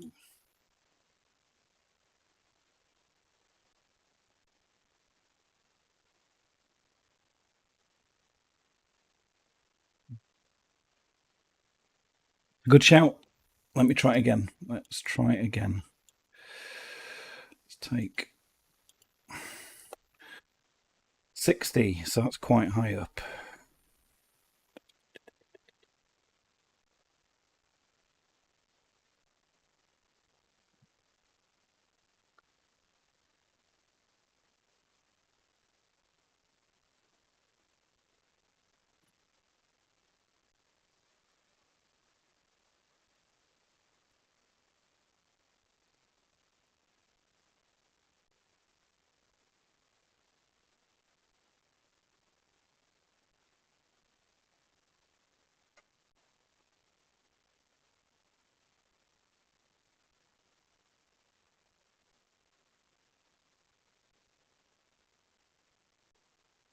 Do we need to bust the gain up?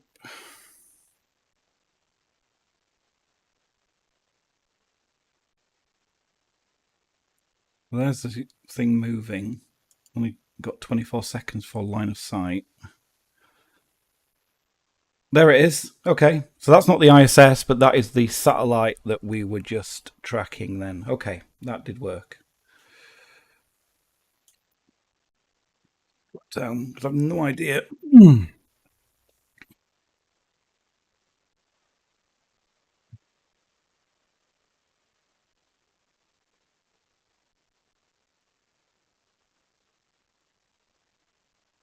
It should work with any ASCOM mount, Phoenix Astro. So in here, when you go to where is it?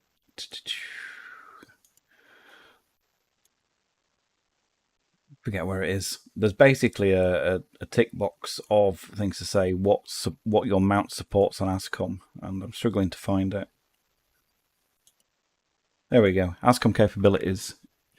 To do as long as you don't need to do continuous tracking, as long as it can slew async, you pretty much can track. And then if you've got variable rate slewing, which mine says yes capable, you can use continuous tracking, which I've never tried. I'm not going to try it tonight. I'm just going to do it with Leapfrog and see what we can get.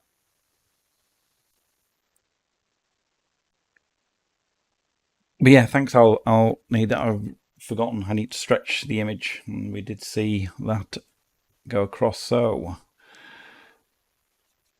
we should be good to go.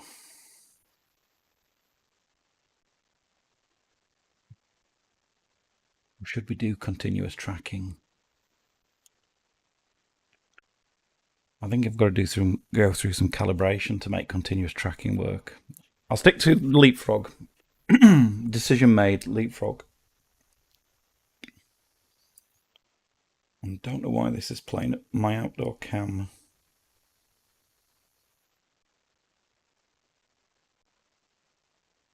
There we go.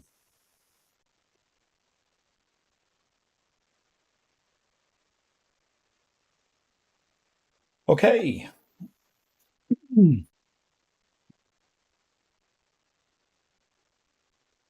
Got all excited. I've got a cough now.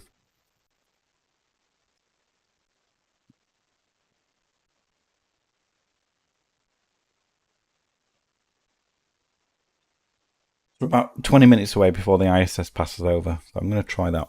I'll do it with a video. Probably need to change this frame rate down. Sorry, exposure time down.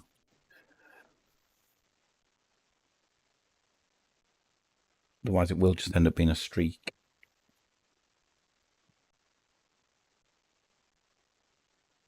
So that's what we could try is Vega should be visible now.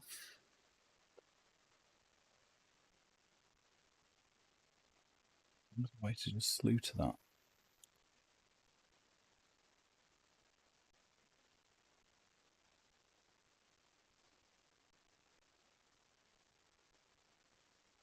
Let's just have a quick look, see if I can tweak my exposure settings. I'm not saying Vega is the brightness of the ISS. Well, let's just have a quick look. First of all, how far is Vega going to be off?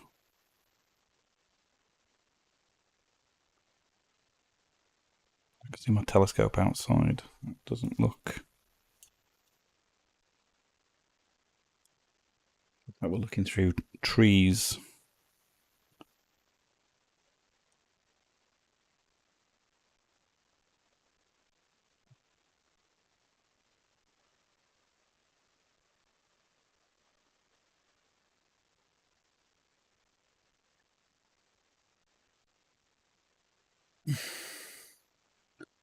Let's go to Arcturus instead.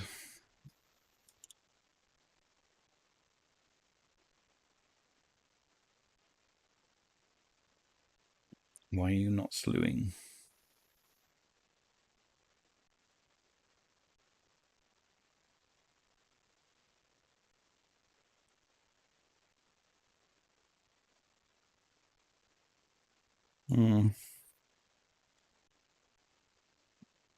Parking, but you're not slewing to Arcturus. Go back to this. Everybody's probably getting bored. Vodka and Coke is best for a cough. It probably is. So we are on image 26. How is the live stack doing? It's getting lots of detail coming into this now. So we've got 25 images in the live stack. I think this is probably one of the best live stacks I've seen since I've been mono imaging. So I'm hoping that turns out to be potentially, could be my best image to date, potentially. Who knows? Back to this. I'm conscious that people probably don't want to see this, but just let me see if I can slew to Arcturus now. Okay, it's slewing correctly now.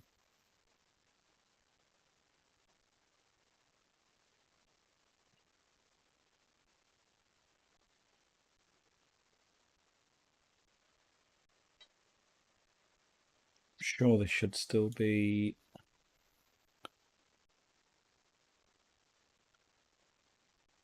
Where are you going? That's gone back to where Vega was.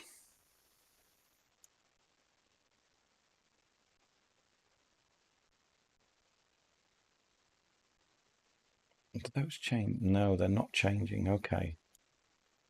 So I'm doing something wrong here. Be okay when the I'll just see how accurate the pointing was.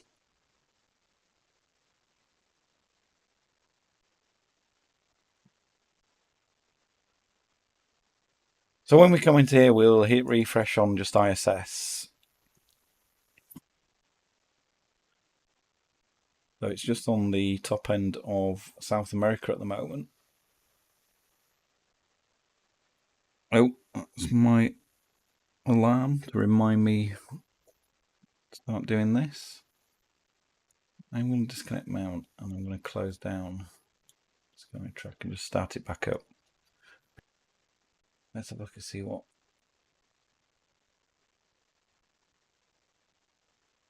If anybody's got any suggestions on what shutter speed, i.e. what exposure length I should use, be appreciated.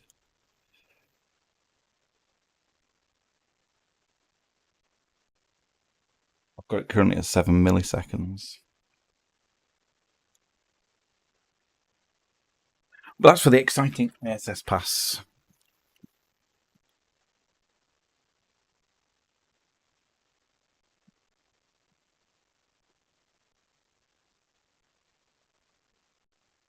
Just had a thought, if I did continuous tracking, I'd be able to adjust that exposure on the fly and see what...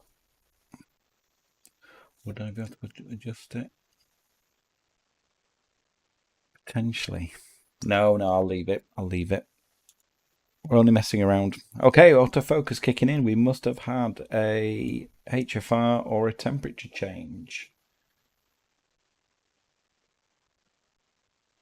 269, is that, I'm going to guess. Yeah, it's the HFR that's altered too much. Gone over 10%, so it's now kicking in an autofocus run.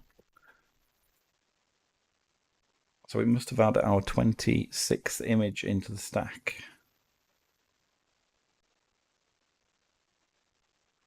Looking good. So after the ISS pass at 132, 134, I will stop boring you all to death and end the stream. But we've got another 20 minutes or so before that. So anybody who's new to Nina, what's happening now is I'm using a Nina plugin called Hocus Focus. It's basically the developer said that the focus routine's the same as what Nina does, but it's where the magic is in the star detector, and his star detector is better than the built-in Nina one. So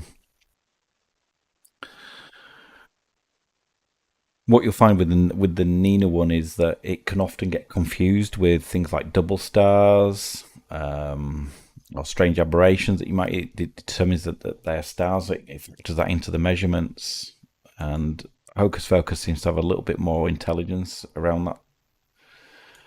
So what it's currently done, it's put my Isato out of focus, and then it's pulling it back in until it finds where the focus point should be. This is just using just a hyperbolic curve.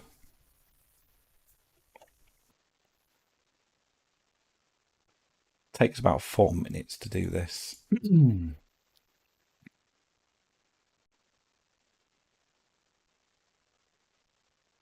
Hey Phoenix. So this setup here, this, let's call it rig number 1, is a Celestron CGX mount. It's an Esprit 100 refractor. It's a QHY 268M mono camera. I've got the QHY filter wheel, the large one, with 2-inch mounted Antlia 3nm HA. I've got the entire set, but tonight we're using the HA 3nm Antlia filter. It's got off-axis guiding, so I'm using QHY OAG. Don't think I've missed anything. I've powering everything with a Pegasus Pocket Powerbox Advanced. And I have a Intel NUC, as in a branded, not a like third party like a Milli Quieter or a B-Link. It is an Intel NUC on there, and then I've got an Isato Primalucci Isato focuser, which is new because I've been using a Sesta Sensor 2 on this rig for a while, but I've treated myself to a Isato a couple of weeks ago. Then on this rig, where we're going to do the ISS tracking, this is an Altair Astra 130 ED triplet with a ZWO 2600 MC. This is on a AZEQ6 50mm Evo Guide scope. Again, Intel NUC Pocket Powerbox, albeit a second one on that rig.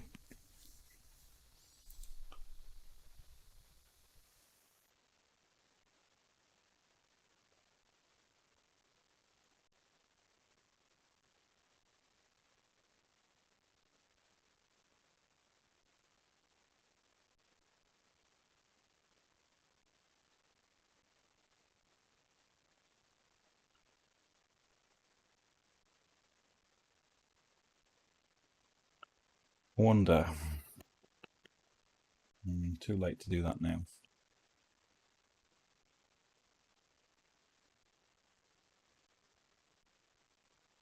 go back on here. So this is the autofocus. Yeah, it's finished. So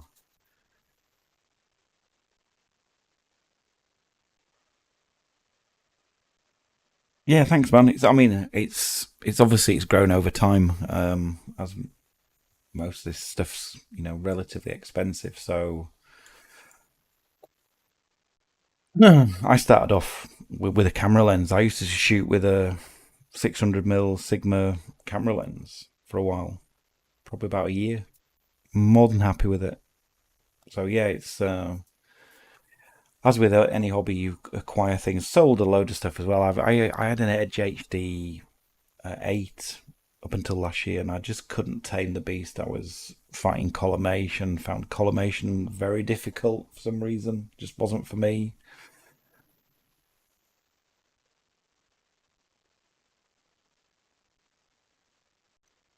Yeah, it's I've got no room for another scope as well. I'd love to have something down at less than sort of around 250, 300mm, like a Red Cat 51 or one of the Ascar 300s. But I could probably got enough room to store one of those. But I also want something at the other end of the spectrum as well, something up at like 2000, like the Edge HD, but maybe get a Newtonian this time instead of a Schmidt Cassegrain. Don't know. I haven't had the Altair Astro very long. Yeah, it's not bad. I don't normally get this, so I'm going to have to investigate that. But yeah, it's actually found a decent focus. Estimated final HFR 1.94. It wasn't bad. How's guiding doing? Guiding's still okay. A lot of stars in here. So this is an off-axis guider, and I was always worried about people saying, "Oh, I suppose down at 500mm, it's probably not too bad," but finding enough guide stars to guide on, and if I hadn't have told you, you probably wouldn't have even realised this was an OAG. There's that many guide stars available in this field of view. Crazy. Whereas this one's just on a traditional guide scope. So, the ISS is halfway across the Atlantic. Look, well, I want to say halfway. A third, maybe. This yellow line, I believe, is where the. I'm not sure. In fact, I'm not sure where the line. But whilst this is red, it means it's out of my line of sight. When this goes green, I think it is. That's when it's within my line of sight. So it's basically saying my line of sight is 15 minutes away. But that will be its lowest position. Um, and all I should need to do is say start tracking, and we'll get into sharp cap. I'm just worried about my settings. I don't know what settings to use for the exposures. I've got it down as 7 milliseconds, so I'm trying to remember that when I've seen people take it with a DSLR, they've been using something like 1/200th of a second. Hopefully, hopefully we'll be able to see something. I am just going to try something.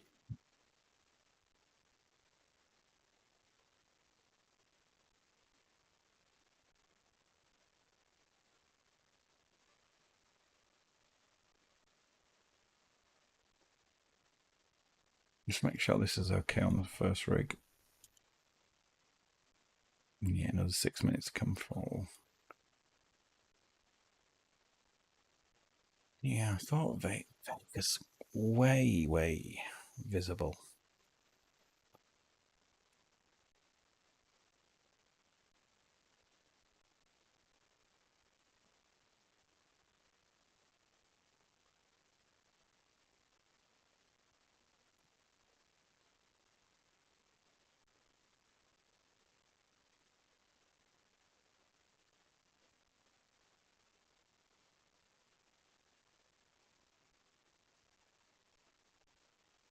We've got a mount connected in here.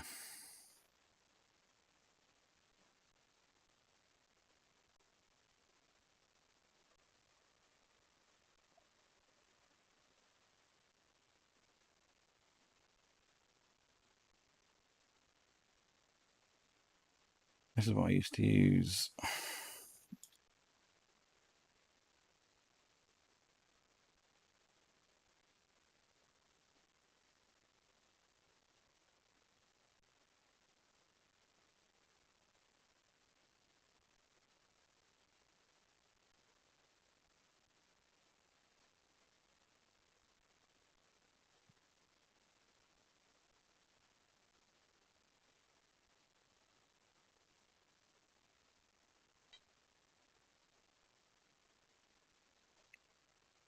I just want to see where Vega is in this. We should. There it is. Okay. So that's Vega at 7 milliseconds. Let me just drop this gain down.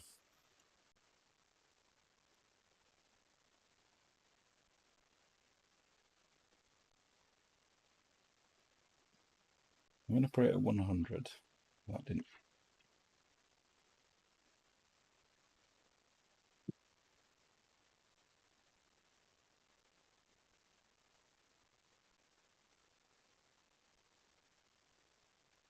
Make sure that is actually doing something.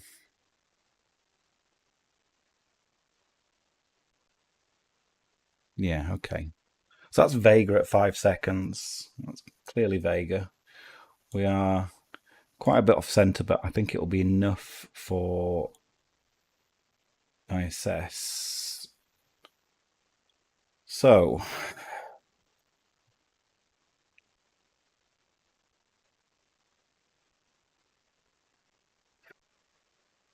$100 milliseconds at 7 milliseconds. We can also still see it. And even at 1 millisecond, I can still see Vega. Okay, I know what I'm going to do.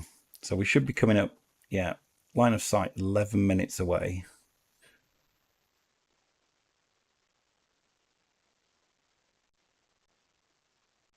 Hey Dimitri, how are you doing? Yeah, long time no see.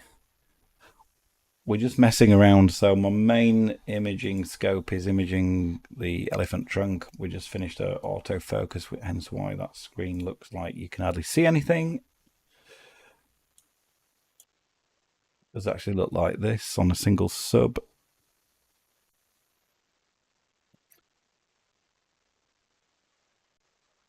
Yeah, I suppose if we... good idea, I'll read. It's a good job you're here, Al, to be honest. Let's go for a 5-second exposure. And then let's do a solve and resync. Hopefully.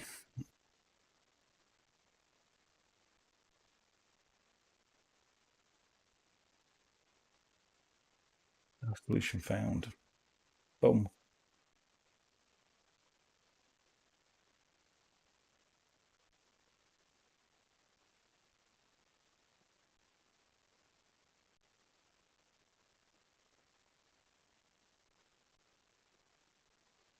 It'll still be in the field of view. I'm sure it will.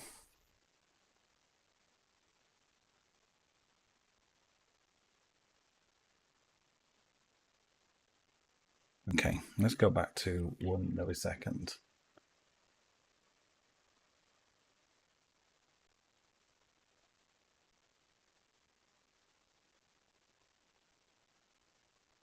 And we are going to...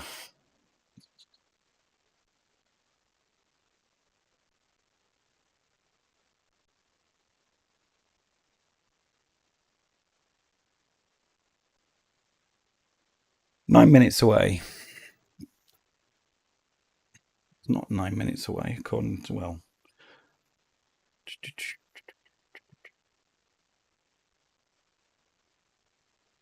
According to my app,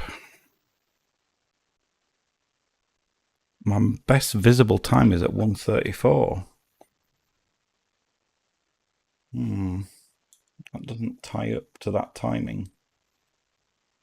Oh. Ah, LOS. Does LOS mean loss of sight? Not line. Yeah, I think it means loss of sight. So that would tie up. So it's coming up to be visible fairly soon. Very soon indeed.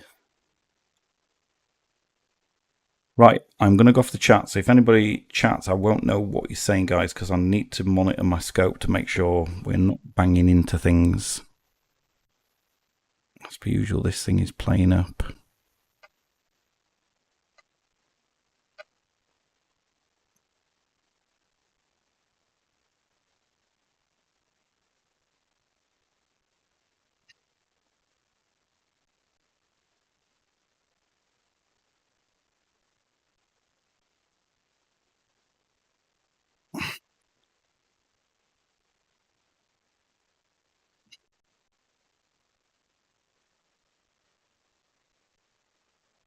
Right.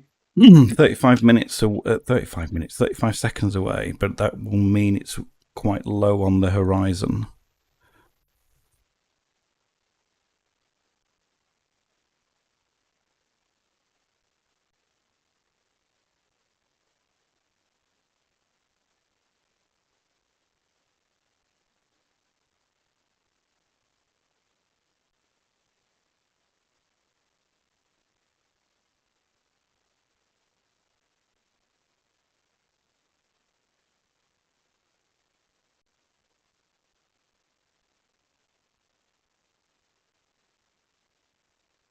Okay, it is within. Let's move to it.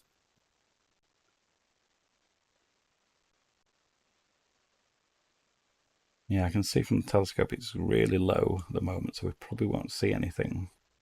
Strange pattern appeared there. As soon as I start see it going through the field of view,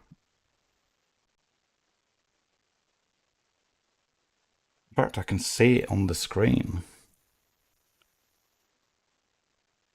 I can see it now, but I'm not seeing it here. Okay, have I got that down too much? Is it because I had that on? You can see it literally.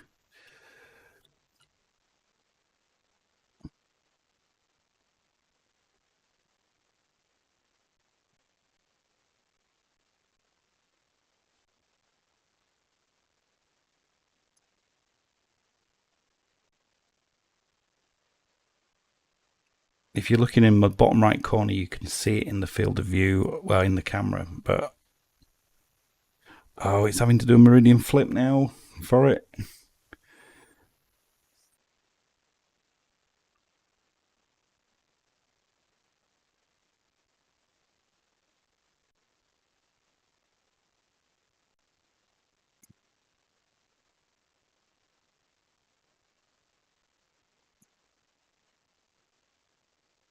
It's still visible.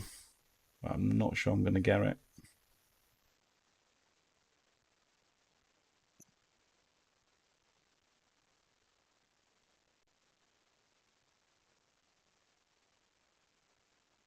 At the risk of getting something.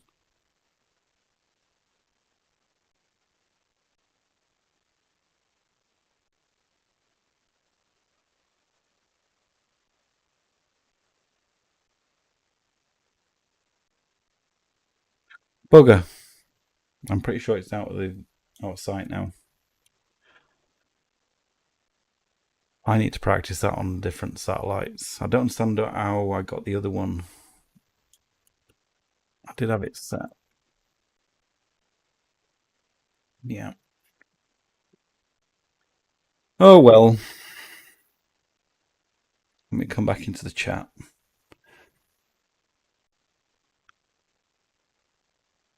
Oh, damn. I don't understand how when we did it on the test satellite, we got it. Hopefully you saw it in the bottom corner. monitor cam going past. But anyway, back to this. This is I didn't set up tonight to do that. I just thought that it is visible again at 3 o'clock, but I'm gonna be not streaming then. It's even higher at 3 o'clock. It's at 55 degrees. I may try it. If it works, I'll post a video on my YouTube channel. We've got 2 more frames before we basically hit 5 hours on this monster. So that's a live stack. 16 people. Thank you very much for joining me on this hot summer Sunday morning in the UK. It's what time is it? It's 1:30.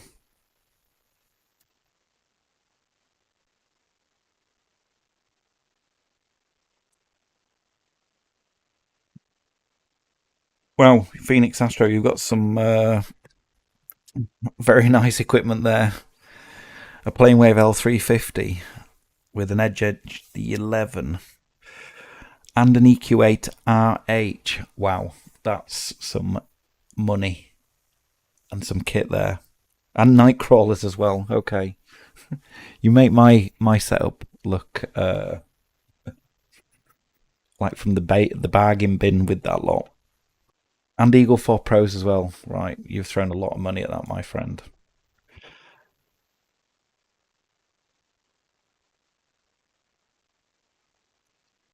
Robbie Smith. So according to my app, it is up again for me. The next pass is at 3:07 to 3:14 a.m. So yeah, about another 90 minutes.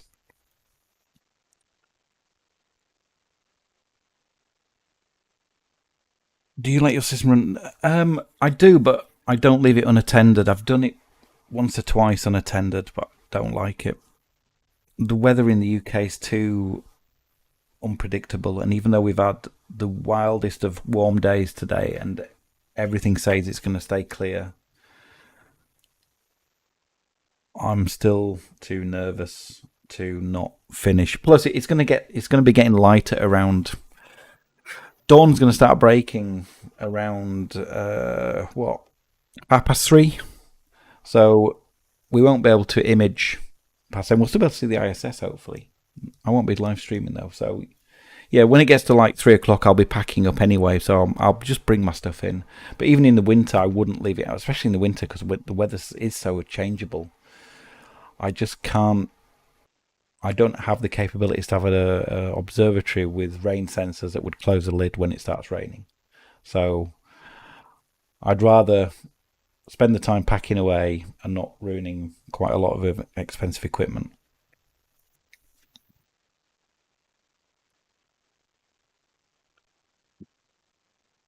Built them up over the years. Yeah, well, that is some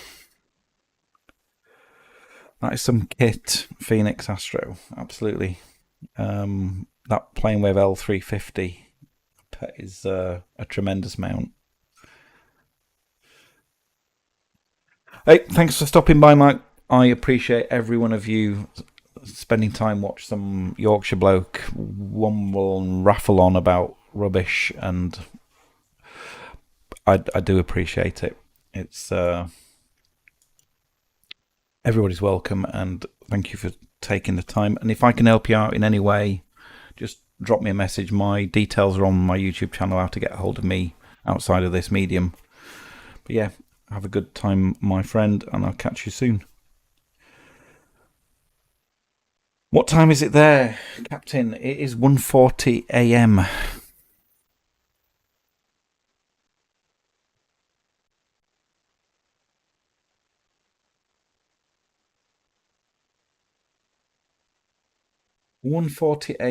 And I've achieved what I think I wanted to achieve for tonight, which was to finish off HA on this. So I'll have 30 600-second exposures on HA, which is obviously the most prominent channel, the emission nebula.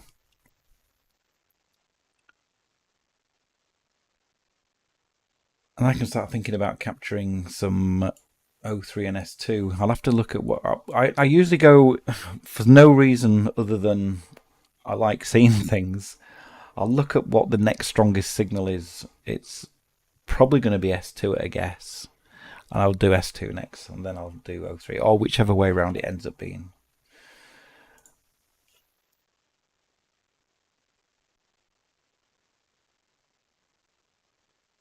Hey, thanks for stopping by Phoenix Astro as well. Yeah, take a look at the Skytrack. It literally you can get a trial version, and I think it's $10.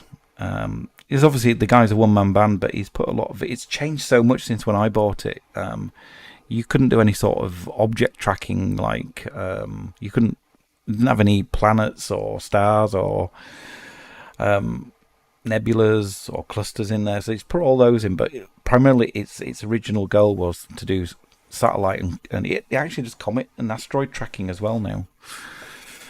But yeah, thanks for stopping by.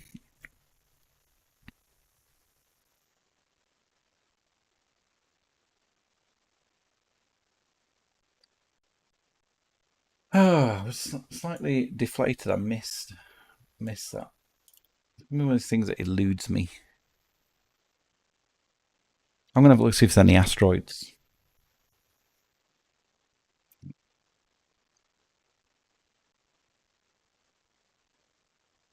Um, Astronomical objects near Earth asteroids.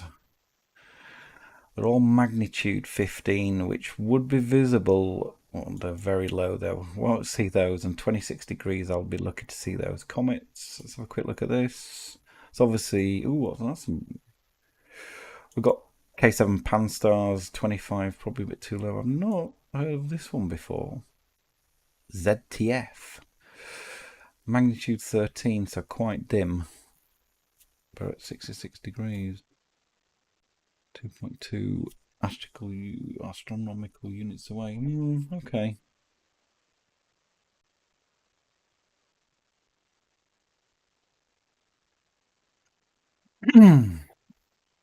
Let's have a quick look then. Where is... I think this will be too low for me. Southwest 25.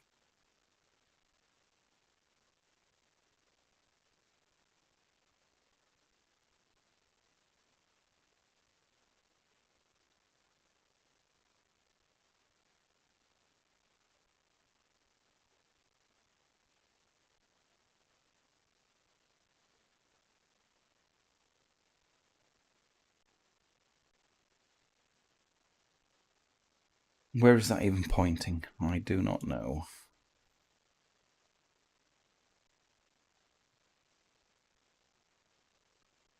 I think that's pointing basically into my neighbour's trees.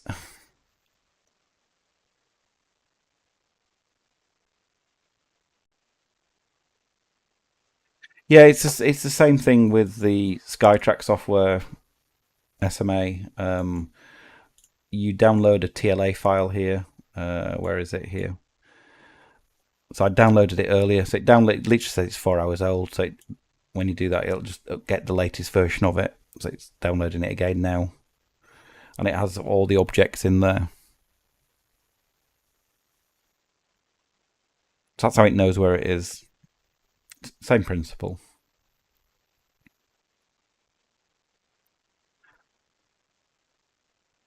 Okay, Panzer. So let's have a go with this one. Let's see. This is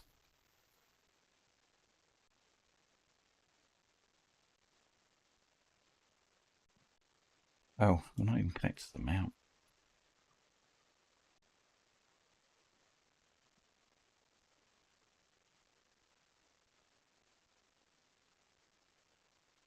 Everybody's been imaging.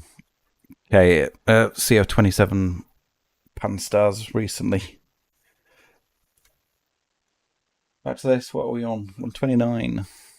I'm just having a play now. See if we can see something.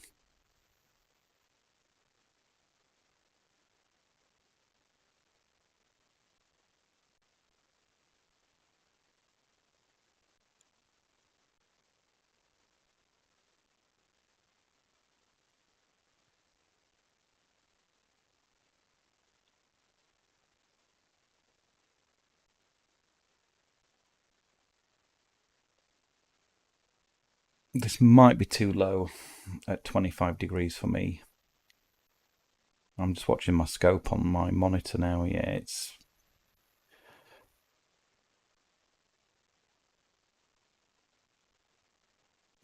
Although, is that... Okay. Yeah, you see these weird... Okay, there it is. So, not too bad. The reason I can tell that is C27 pan stars is, one, it's got this shimmer around the edge of the star. I don't know how well that's coming up on YouTube. If I image that, you'd probably get a bit of a tail on there. It's got reasonable tail, but I think it's next week it's going to become the closest to us.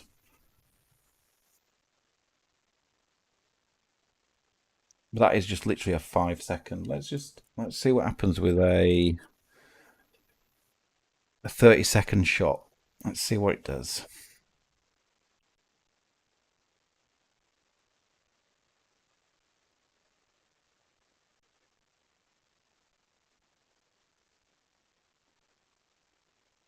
Yeah, 14th. Yeah, and it was in the next few days.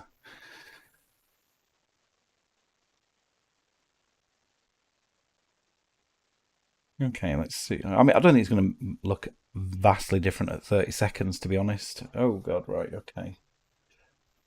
Wait. Right, change the histogram. No, I had the gain way too high for 30 seconds. But go back to 5. What else did we have in here?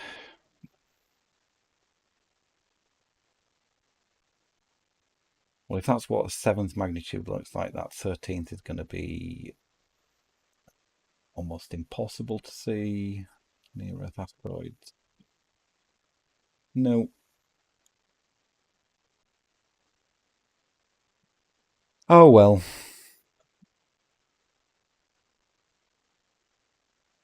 Back to what I was doing as the main event.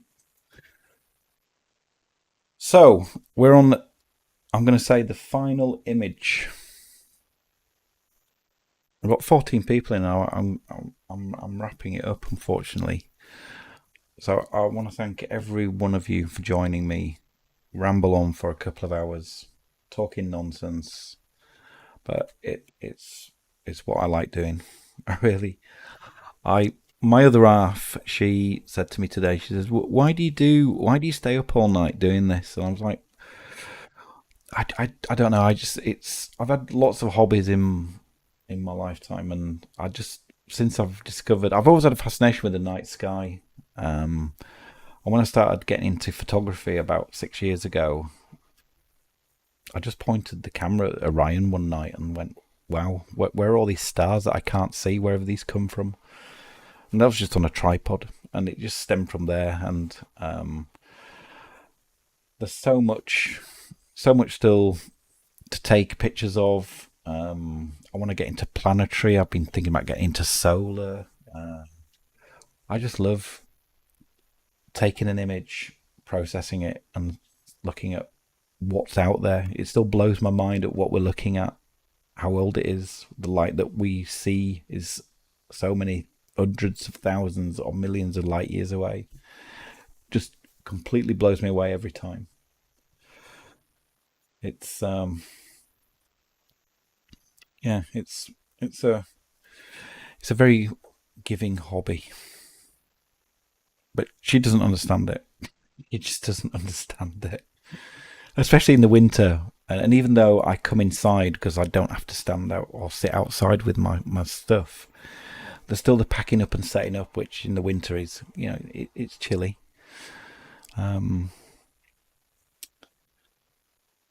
Yeah, I love it. And until I get no enjoyment out of it, I'll still do it for as long as that lasts. Which right now I don't see ending. It doesn't help my bank balance. If I didn't have a decent job, I doubt that I could do what I did with the equipment I've had to buy.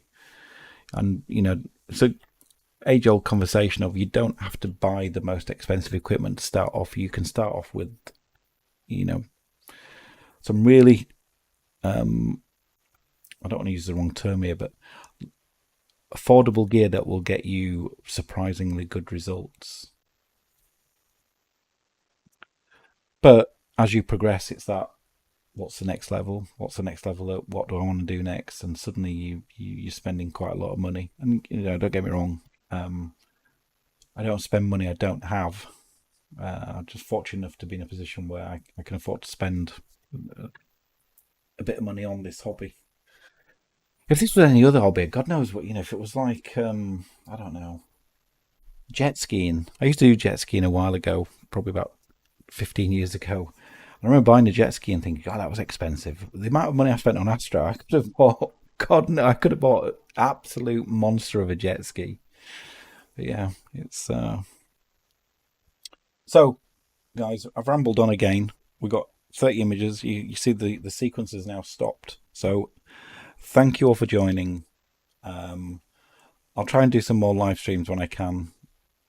And as ever, take care of yourselves and have a great rest of your day or evening wherever you are in the world. So thank you again. Catch you next time.